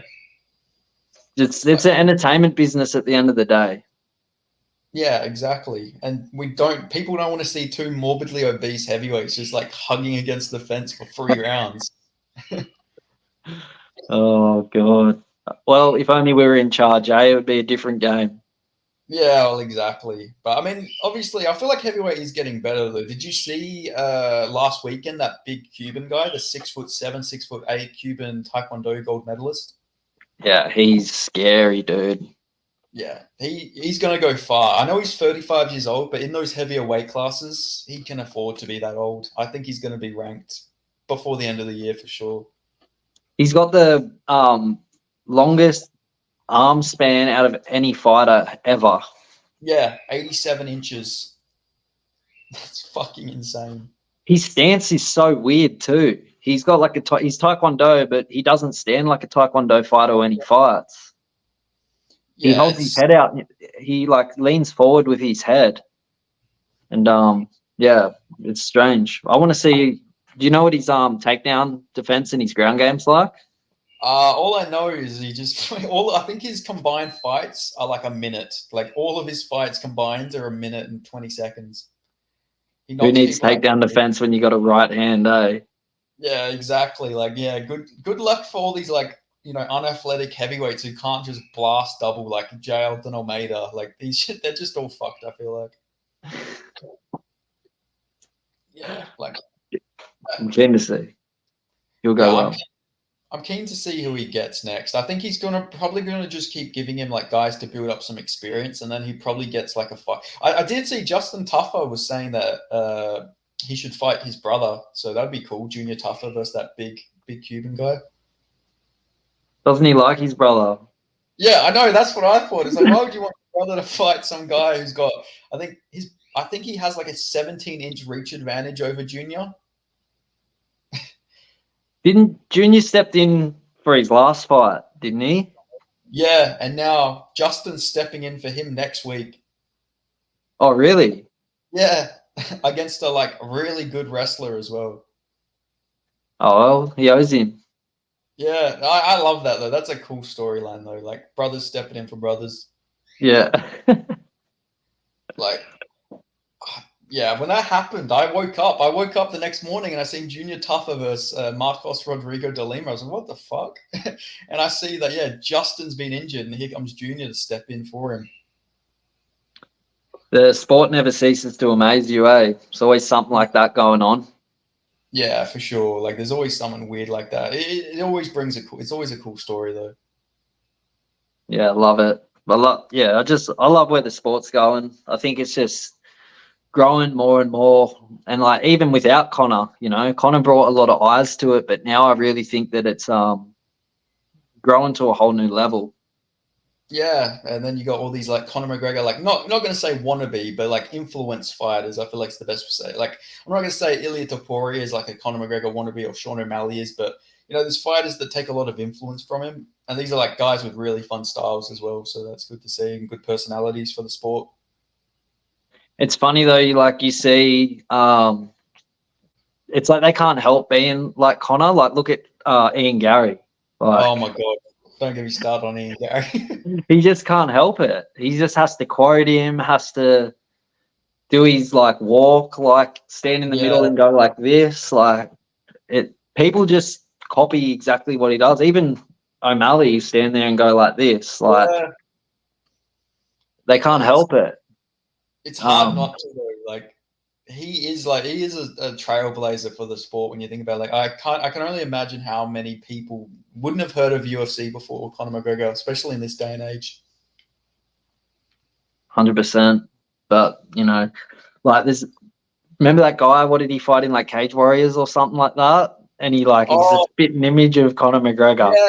Yeah, he's a German guy, yeah, and then he gets knocked out. That guy. Yeah, he's got the same tattoos. Even had the same fight style. Yeah, I actually went and looked at that guy's record, and since that fight he got knocked out, he's gone and fought like 0-4 guys and 0-2 guys. He's just gone on a bit of a can crushing reign after that. I think he realized he wasn't Connor. Yeah, I think he's actually German as well, which is weird to think about. He's German Connor. Connor off Wish. Yeah, literally, and there's so many of them as well. There's like, have you seen some of these Brazilian fighters' nicknames? There's there's a Brazilian guy and his whole nickname is just John Bones Jones. Like that's his nickname. He's literally, his name is John Jones's name. You can't copy fight names. Surely not. Like not even his nickname. His name is. It's just his actual name. Yeah, his actual name. It's like I think there was even a guy, and I think his nickname was like Austrian Connor or something like that. Like he literally, there was even a guy, Austrian Wonder Boy as well. That guy was in the UFC. Like these guys, like surely they could come up with better nicknames than just stealing someone else's.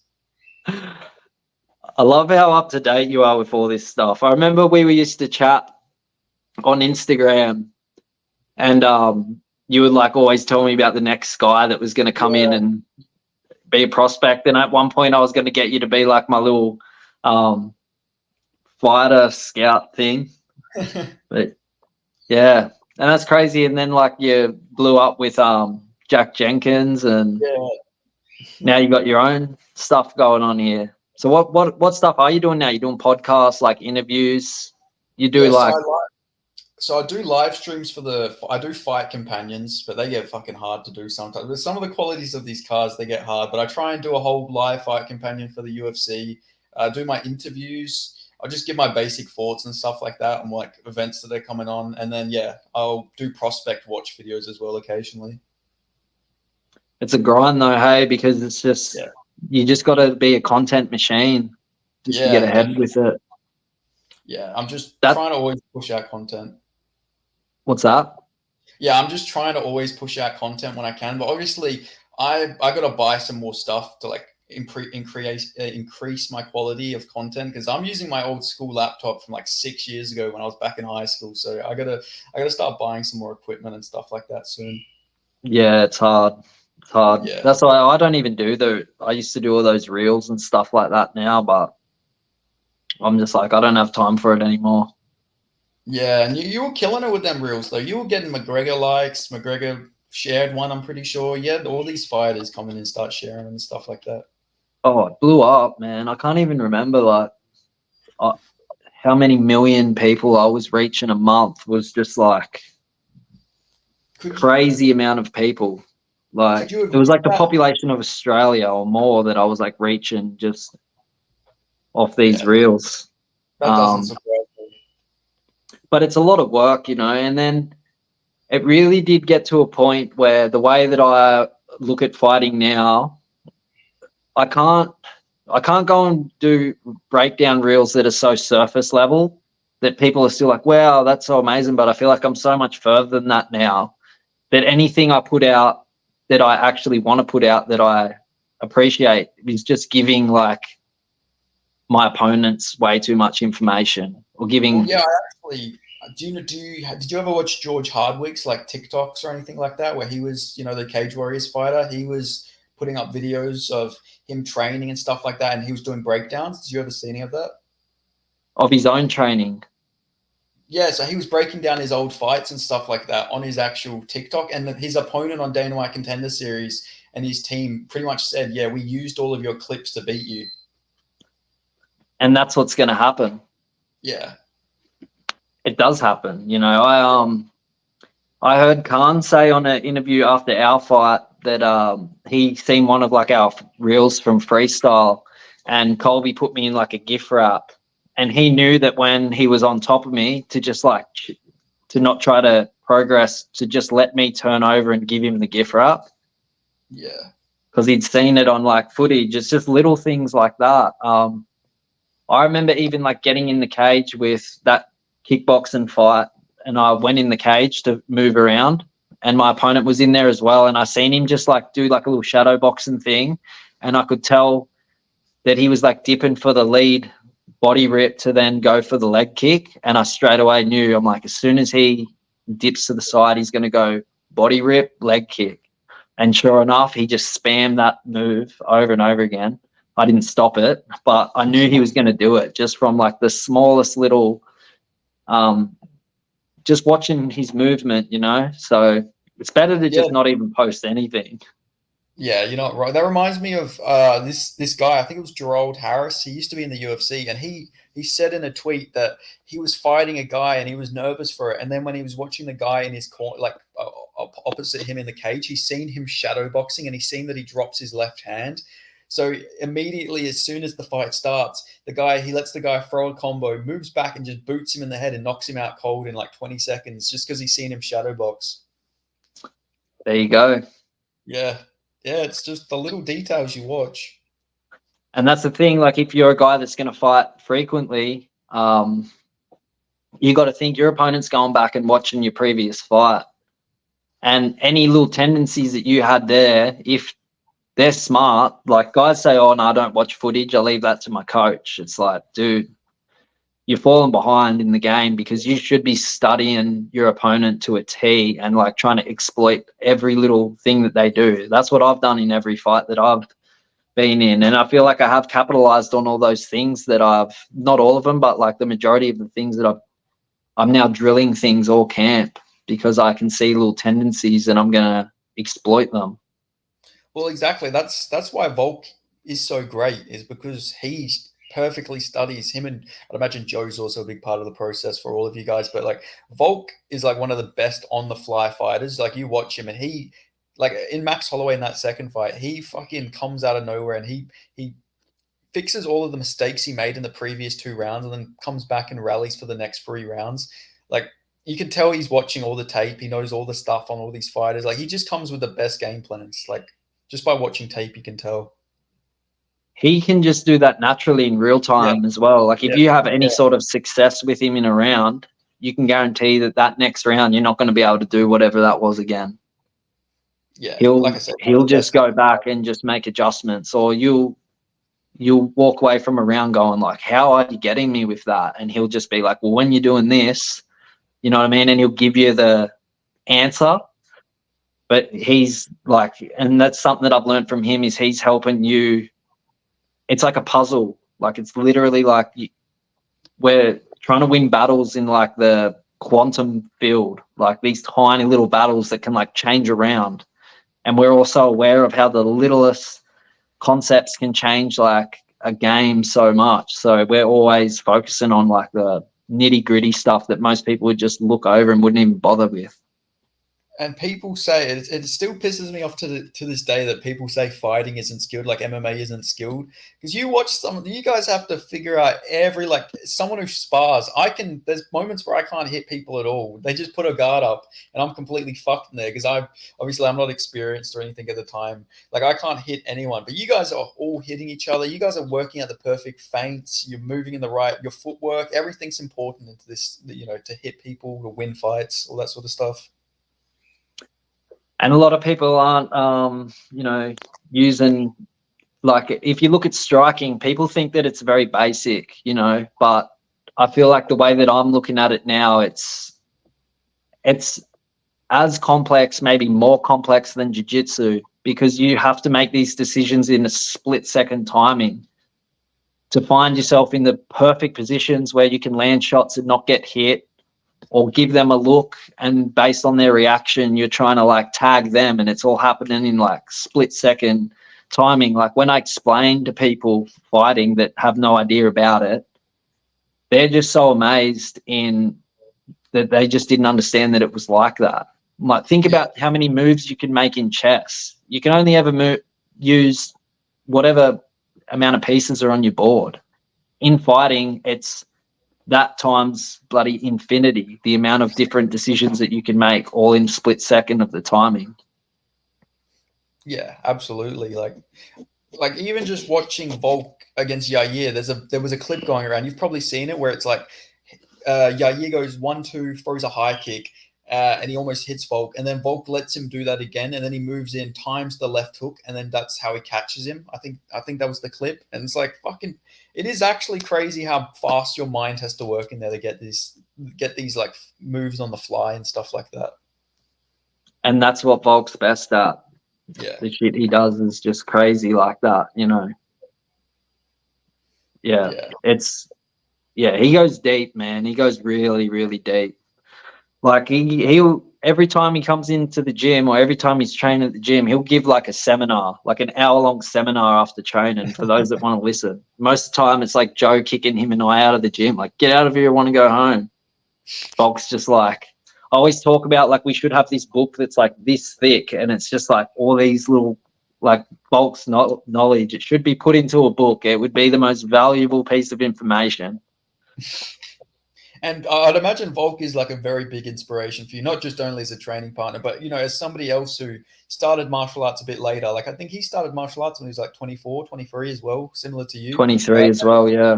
Yeah. So I'd imagine that's like a big motivator as well for you, like for Volk to go on to have all this success. He did it a lot harder than we did.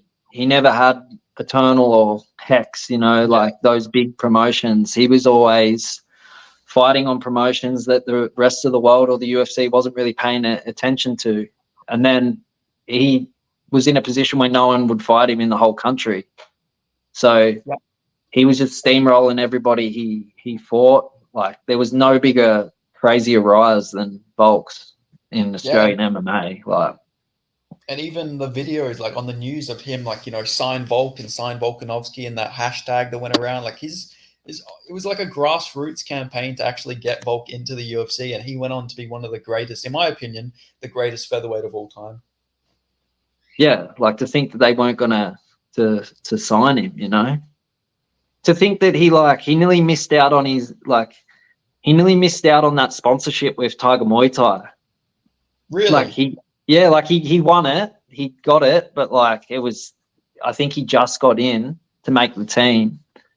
But to just think that like a fighter that great wasn't going to be the guy that was like sponsored by Tiger Muay Thai tryouts is just like, for him to then go on and do what he's done, it's like wild. Yeah, fucking craziness, man. Like imagine how different the timeline would have been if Volk didn't get that sponsorship. It might have taken him even more fights to get to the UFC. Oh, it would. I think that's where he went over there and, met like Brad Riddell and City Kickboxing and all those sorts of guys. Just kind of changed the whole pathway. And that's the thing about him. He takes like bits and pieces of knowledge from everybody that he trains with, and he's kind of like condensed it into his own style. That's just like so different. But yeah, like some of the things he does are like cheat codes, like the way that he moves and the things that he does in a way they're like full on cheat codes. It's a game that he understands and he's taught it to all of us guys at freestyle. So we're so lucky to understand what he does.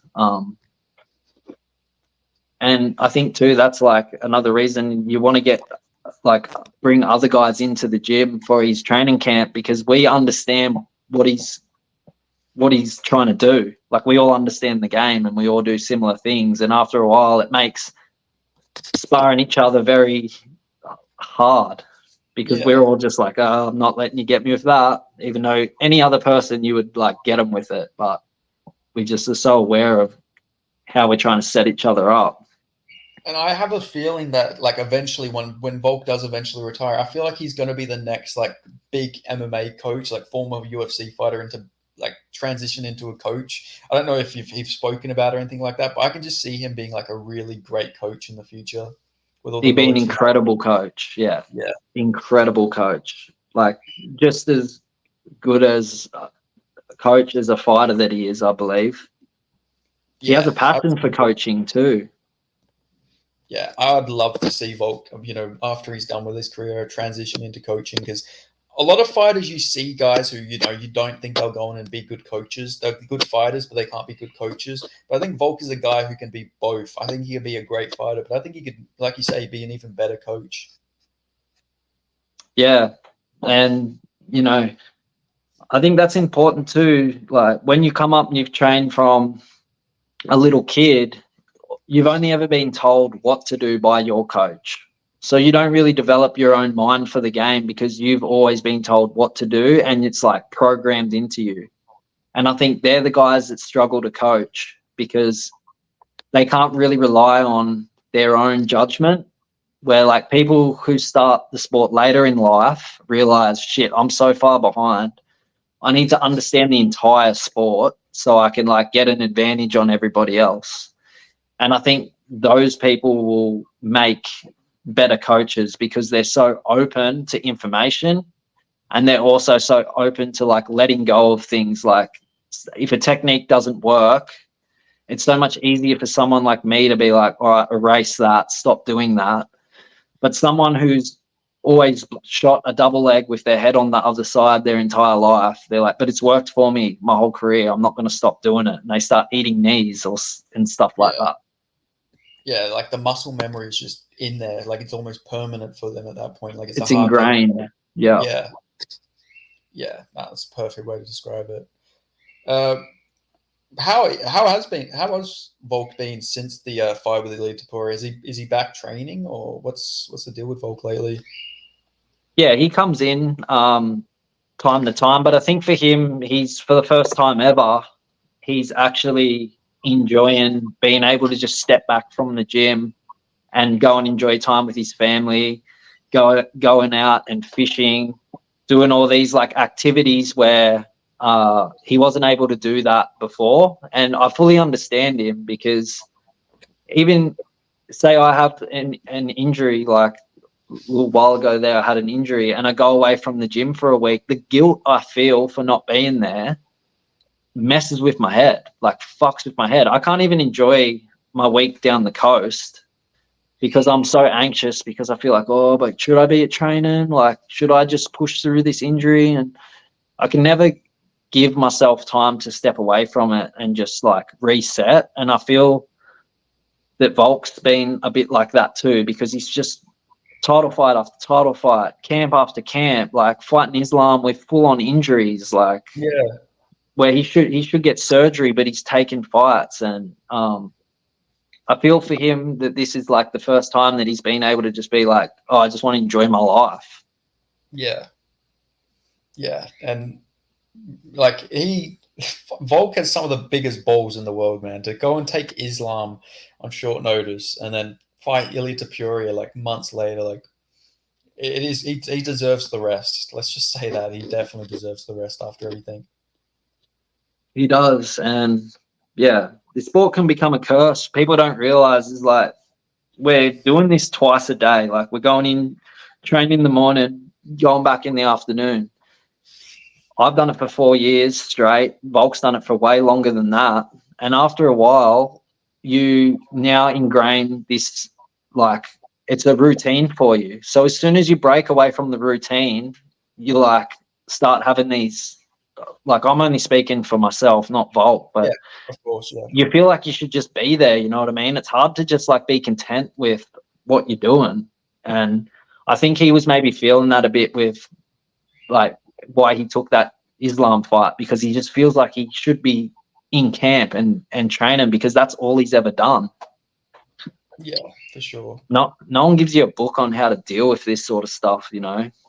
Yeah, and especially with it being such a new sport and everything like that, it's like this ain't boxing. Like this is a completely different animal to boxing. You know, boxers they can get knocked out and they'll come back and they'll fight a can or something next. In the UFC and MMA, you know, you're coming back and you're fighting the number fucking one killer in your division afterwards. Like you don't get any easy fights. Like it's no, you know, it's all killers after getting KO'd. You know, on short notice for Volk. Like it's just a completely different game. And you know, boxers, they're only really doing one session a day. They go in and they do their boxing training. Maybe they do a bit of fitness in the morning, but we have to go in. We have to do our jiu-jitsu. Then we have to go in and do our striking and our wall wrestling, because we have to put so many aspects of the sport together. So we end up clocking up a lot more hours than what boxers do. And it takes a complete toll on our body, but we just keep pushing through because we have to just keep going.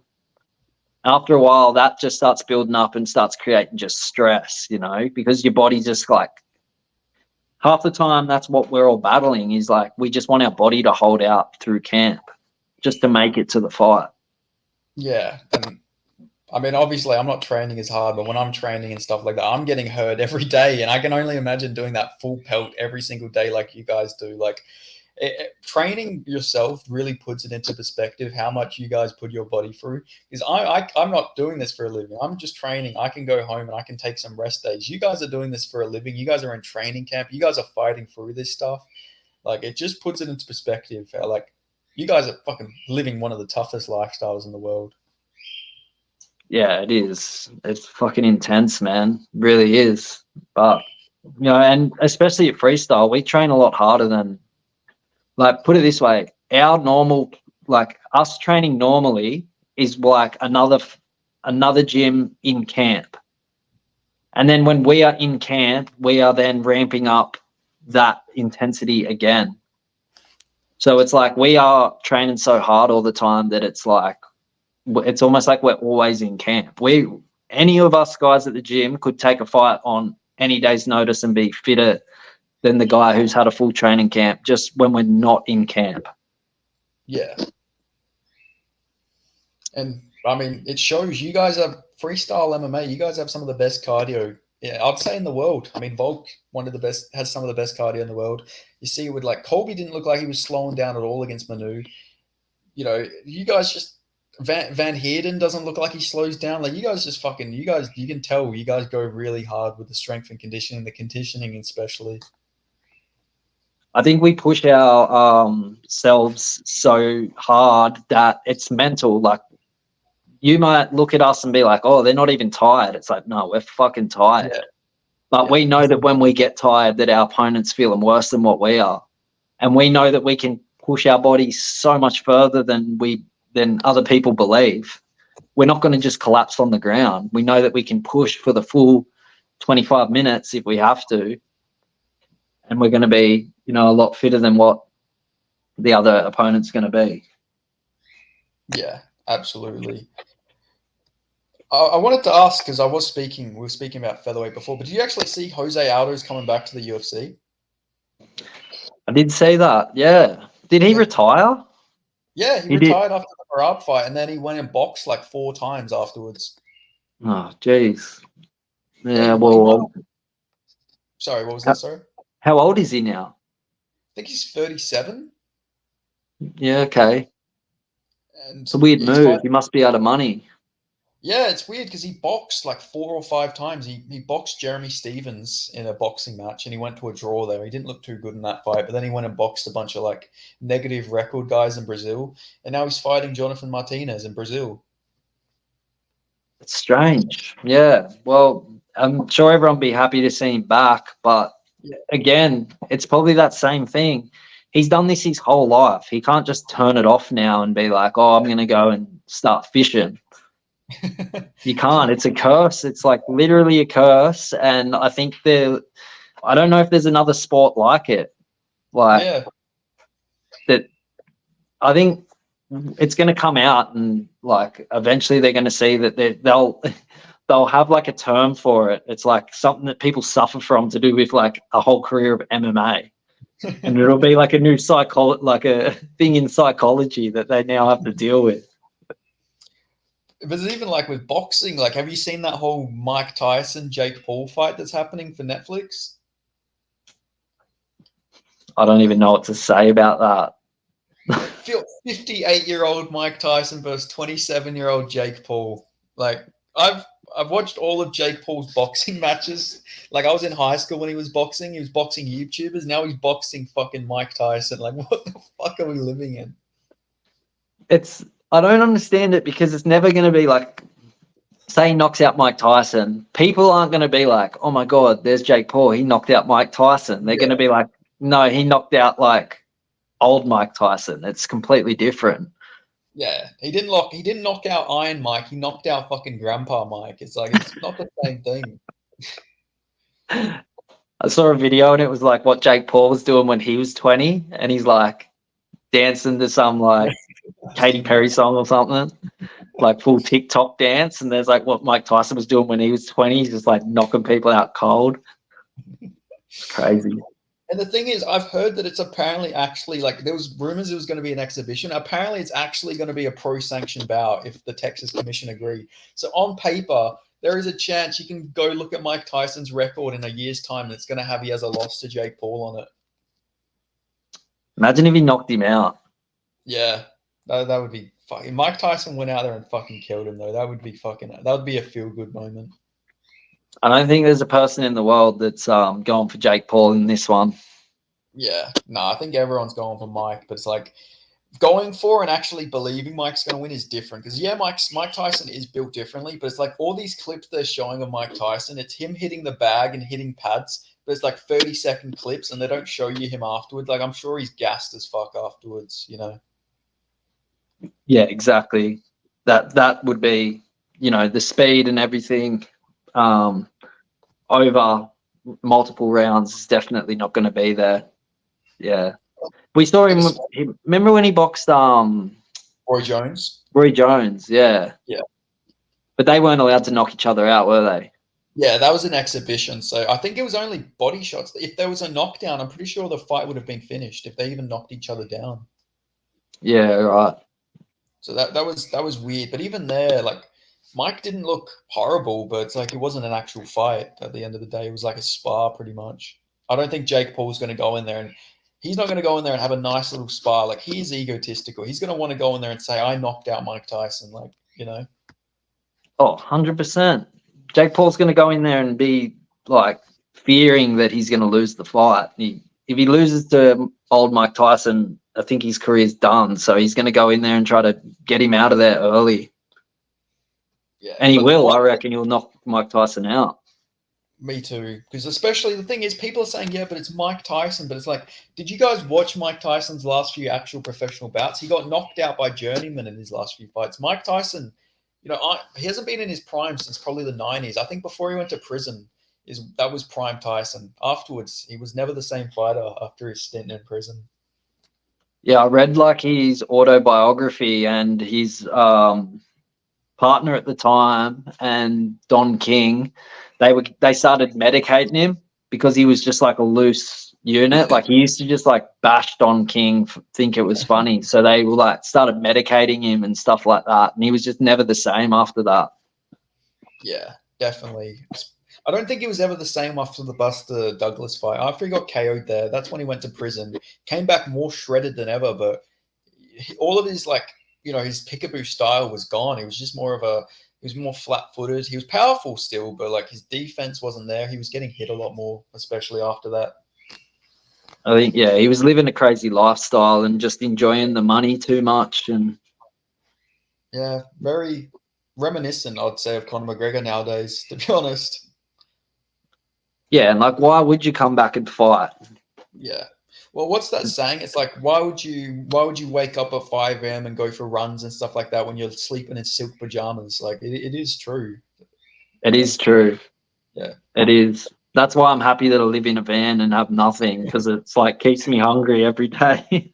Yeah, I was about to say that. Like, yeah, it's good that you're living the van lifestyle. You'll be you'll be still fighting. You'll probably be in the UFC and you'll still be living the van lifestyle, right? Yeah, I have to. I have to just give it. If it's worked this far, it's gonna work then. No, Well, exactly. man. As soon as I can afford to get out of it, I'll be out of it. Because how long have you actually been living in the van for? Like 4 years now. Okay, yeah. Yeah, Do you four do you, years. It'd be good if I had a bigger van, but yeah, 4 years. do you like take flights to other like cities, or do you actually drive your van like to city when you fight? No, that's just a rumor. I swear, went over in Port Hutton, the commentary were like, "Rumor has Yeah, it Jarrett drove his van all the way across the yeah, Nullarbor." that's what I No, heard. That's why I asked. that's a good way to cut weight if I just turn the heaters up. But nah, they fly me in, give me Okay. a hotel to sleep. Yeah, Okay, I was wondering because I'm curious about that. I was like, surely fucking not, because you'd be losing money driving all the way there. Like the amount of yeah, fuel you'd nah, have to buy. no way. Imagine the rib. What if my van broke down? I couldn't make the Yeah, fight. imagine that, seeing that on Tapology. Fucking Wilbraham had to pull out because of his car fucking breaking down in the like he's 2 states away or something like that. Yeah, nah, not risking it. Yeah, can't risk that. Yeah. Just before we go, I wanted to just get your thoughts on like some potential prospects to look out for, because obviously, obviously you're fighting and stuff like that, so maybe you're not looking out as much. But is there any like prospects on the Australian scene you got your eyes on, just as like as a fan to look out for or anything like that? Yeah, like Kasib Murdoch, who trains with us at Freestyle, he's trying to go pro, but he can't get a matchup. Yeah, people just turn him down. So I don't know what's going to happen there, but yeah, I'm looking to see how far he goes with the sport. He's really good. I think they were trying to get him a fight with like that. Is it that Jake Piper kid or something? He's like Yeah, 1-0. Jake Paul. Yeah, he was meant to fight on Beatdown Promotions, but his fight got cancelled. Yeah, so Kasib was ready to like go in and fight, but that Jake Piper said he didn't want to fight him because of he didn't have a record. But it's like, dude, neither do you. So this is the Yeah, game that we're in now. So we'll probably have to. I think he's trying to get on Hex, but might even have to fly him over to like Japan or something like that just to get him a fight. fuck, that's crazy. I actually because I'm friends with a guy who did train at Freestyle, and I got to just look up the name. He told me a guy he's fighting today from your gym. Zane.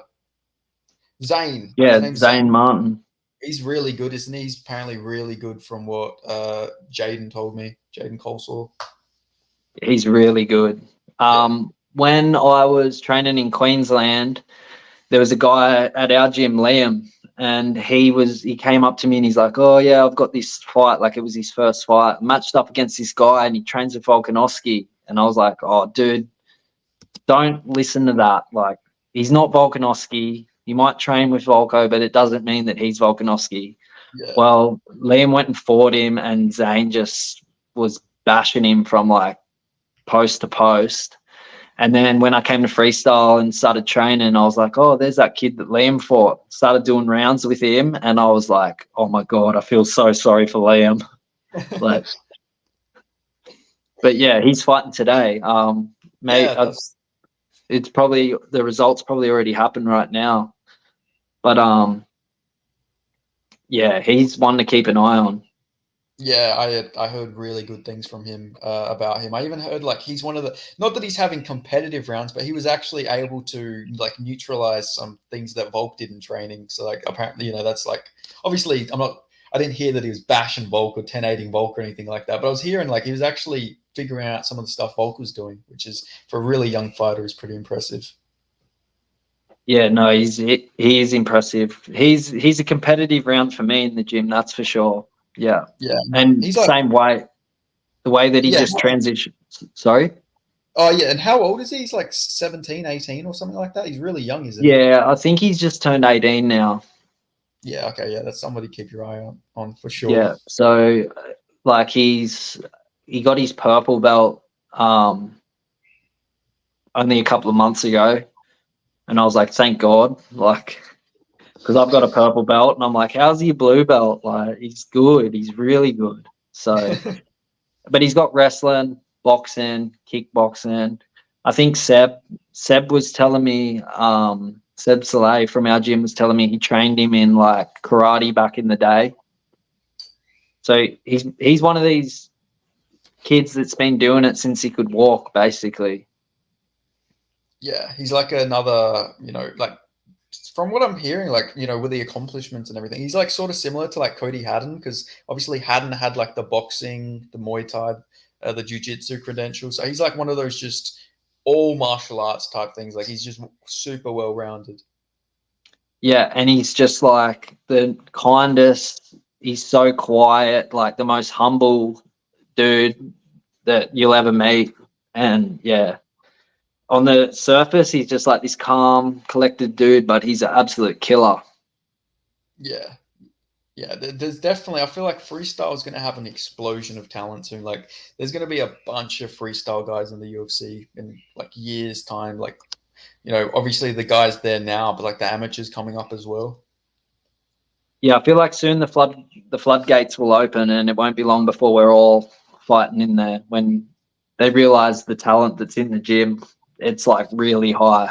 Like I've never seen a team like it, to be honest. It's insane, like what we've created and what each fighter brings to the table. And the fact that Joe hasn't tried to just like tie us down and force us to like have one style. He's out of any coach I've ever had, he just lets you go and do what you want to do, but then he'll help you apply what you do to like the concepts that we work. And he would say, I want you to do this, and you'll go and do it. But he's never like, stop doing that because it's different, or stop doing that. He's like, well, if it works, use it. And I think that is one of the main reasons why we are all having so much success, because we're not just being like, forced into any particular fight style.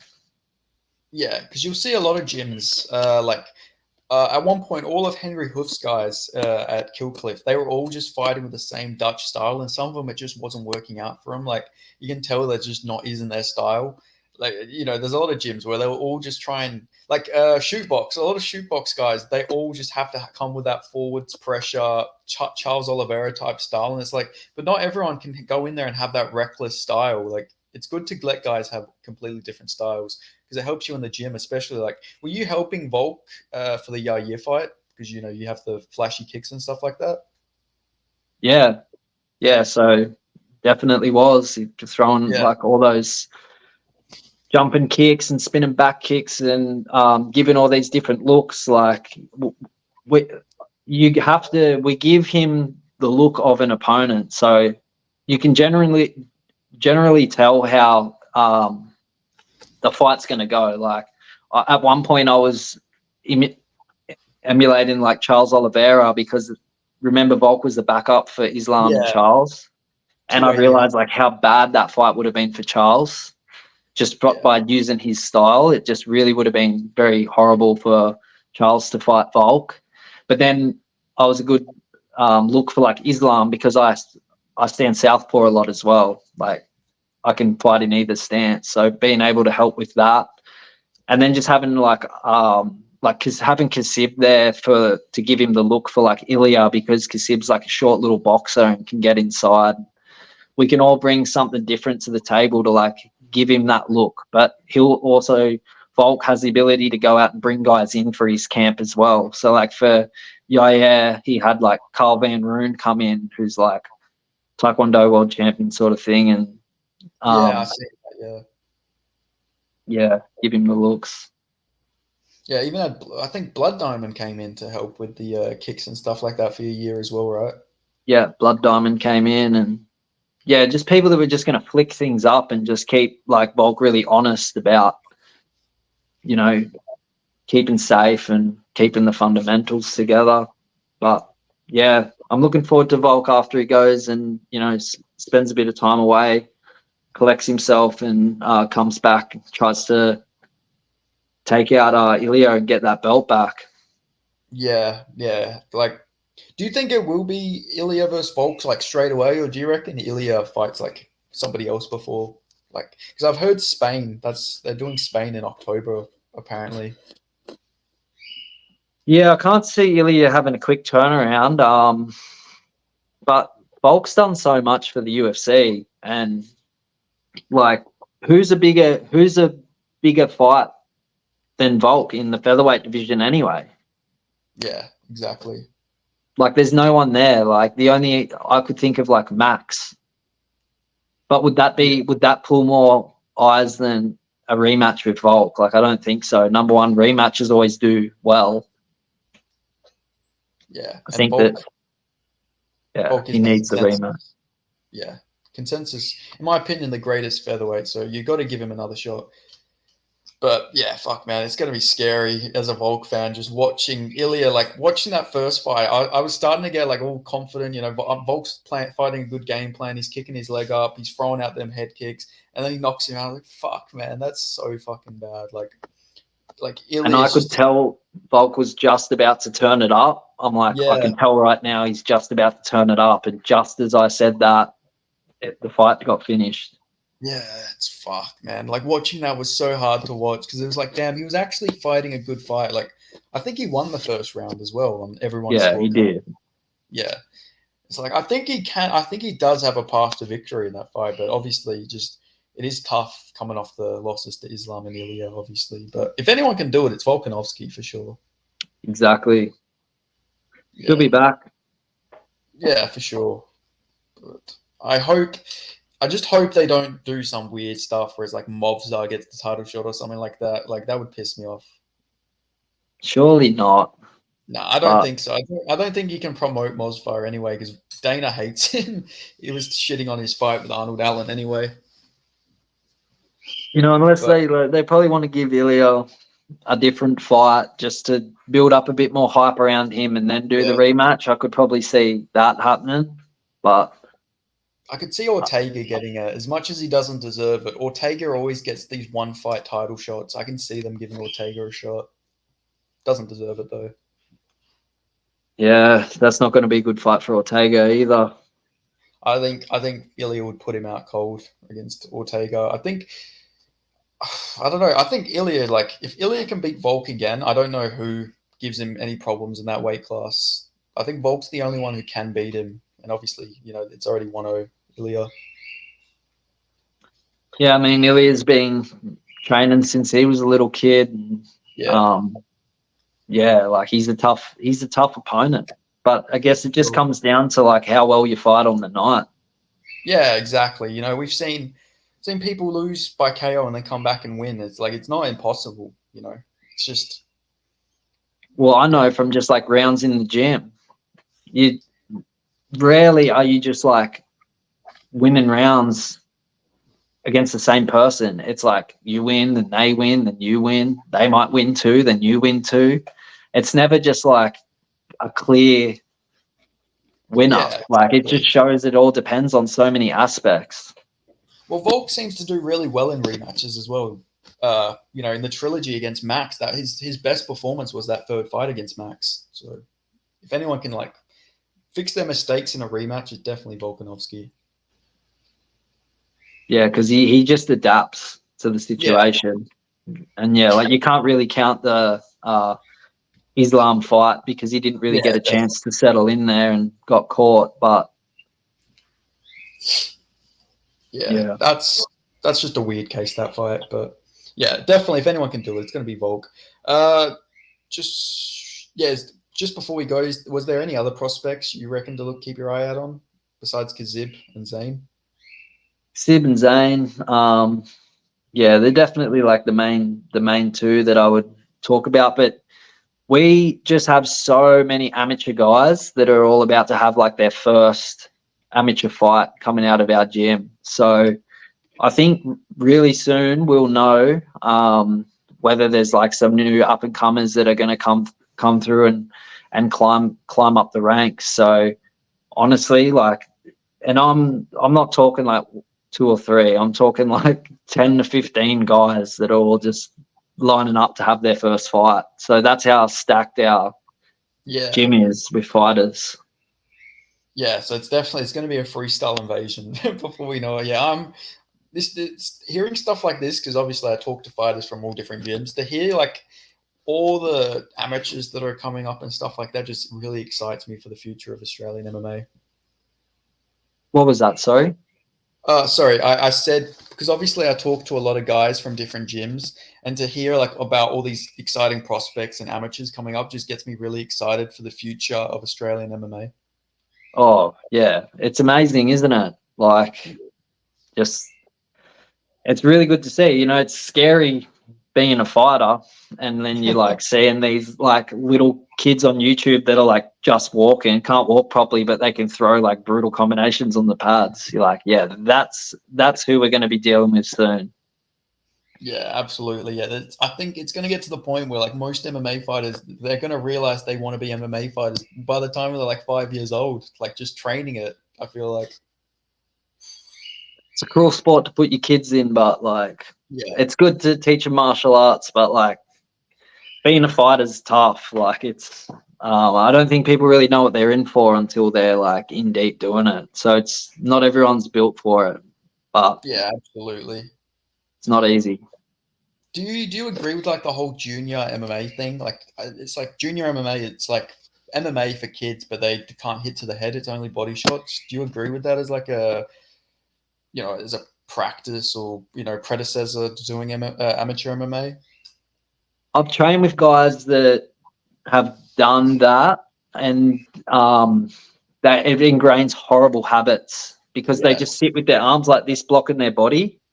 Yeah. And they don't worry about head movement or anything like that. And it's been very hard to coach them to keep their hands up because they're so used to just like getting in close and dropping the hands. Yeah, so it's almost like it'd be better for them if they were just going full contact the whole time because they wouldn't engrave them horrible habits. But you do have to preserve their brains at the same time. Yeah, of course, yeah. I think. Yeah, you're right. Yeah. Obviously, I'm not like a coach or anything like that, but I would say if you're gonna I'd say go amateur when you're like 16, 17, right? Like that's probably the ideal time because obviously you don't want 10-year-olds going in there and hard sparring like they do in boxing. That's just going to create more Ryan Garcias. Like looking at Ryan Garcia, what he's going through right now, he's been fighting since he was like 8 years old. Yeah.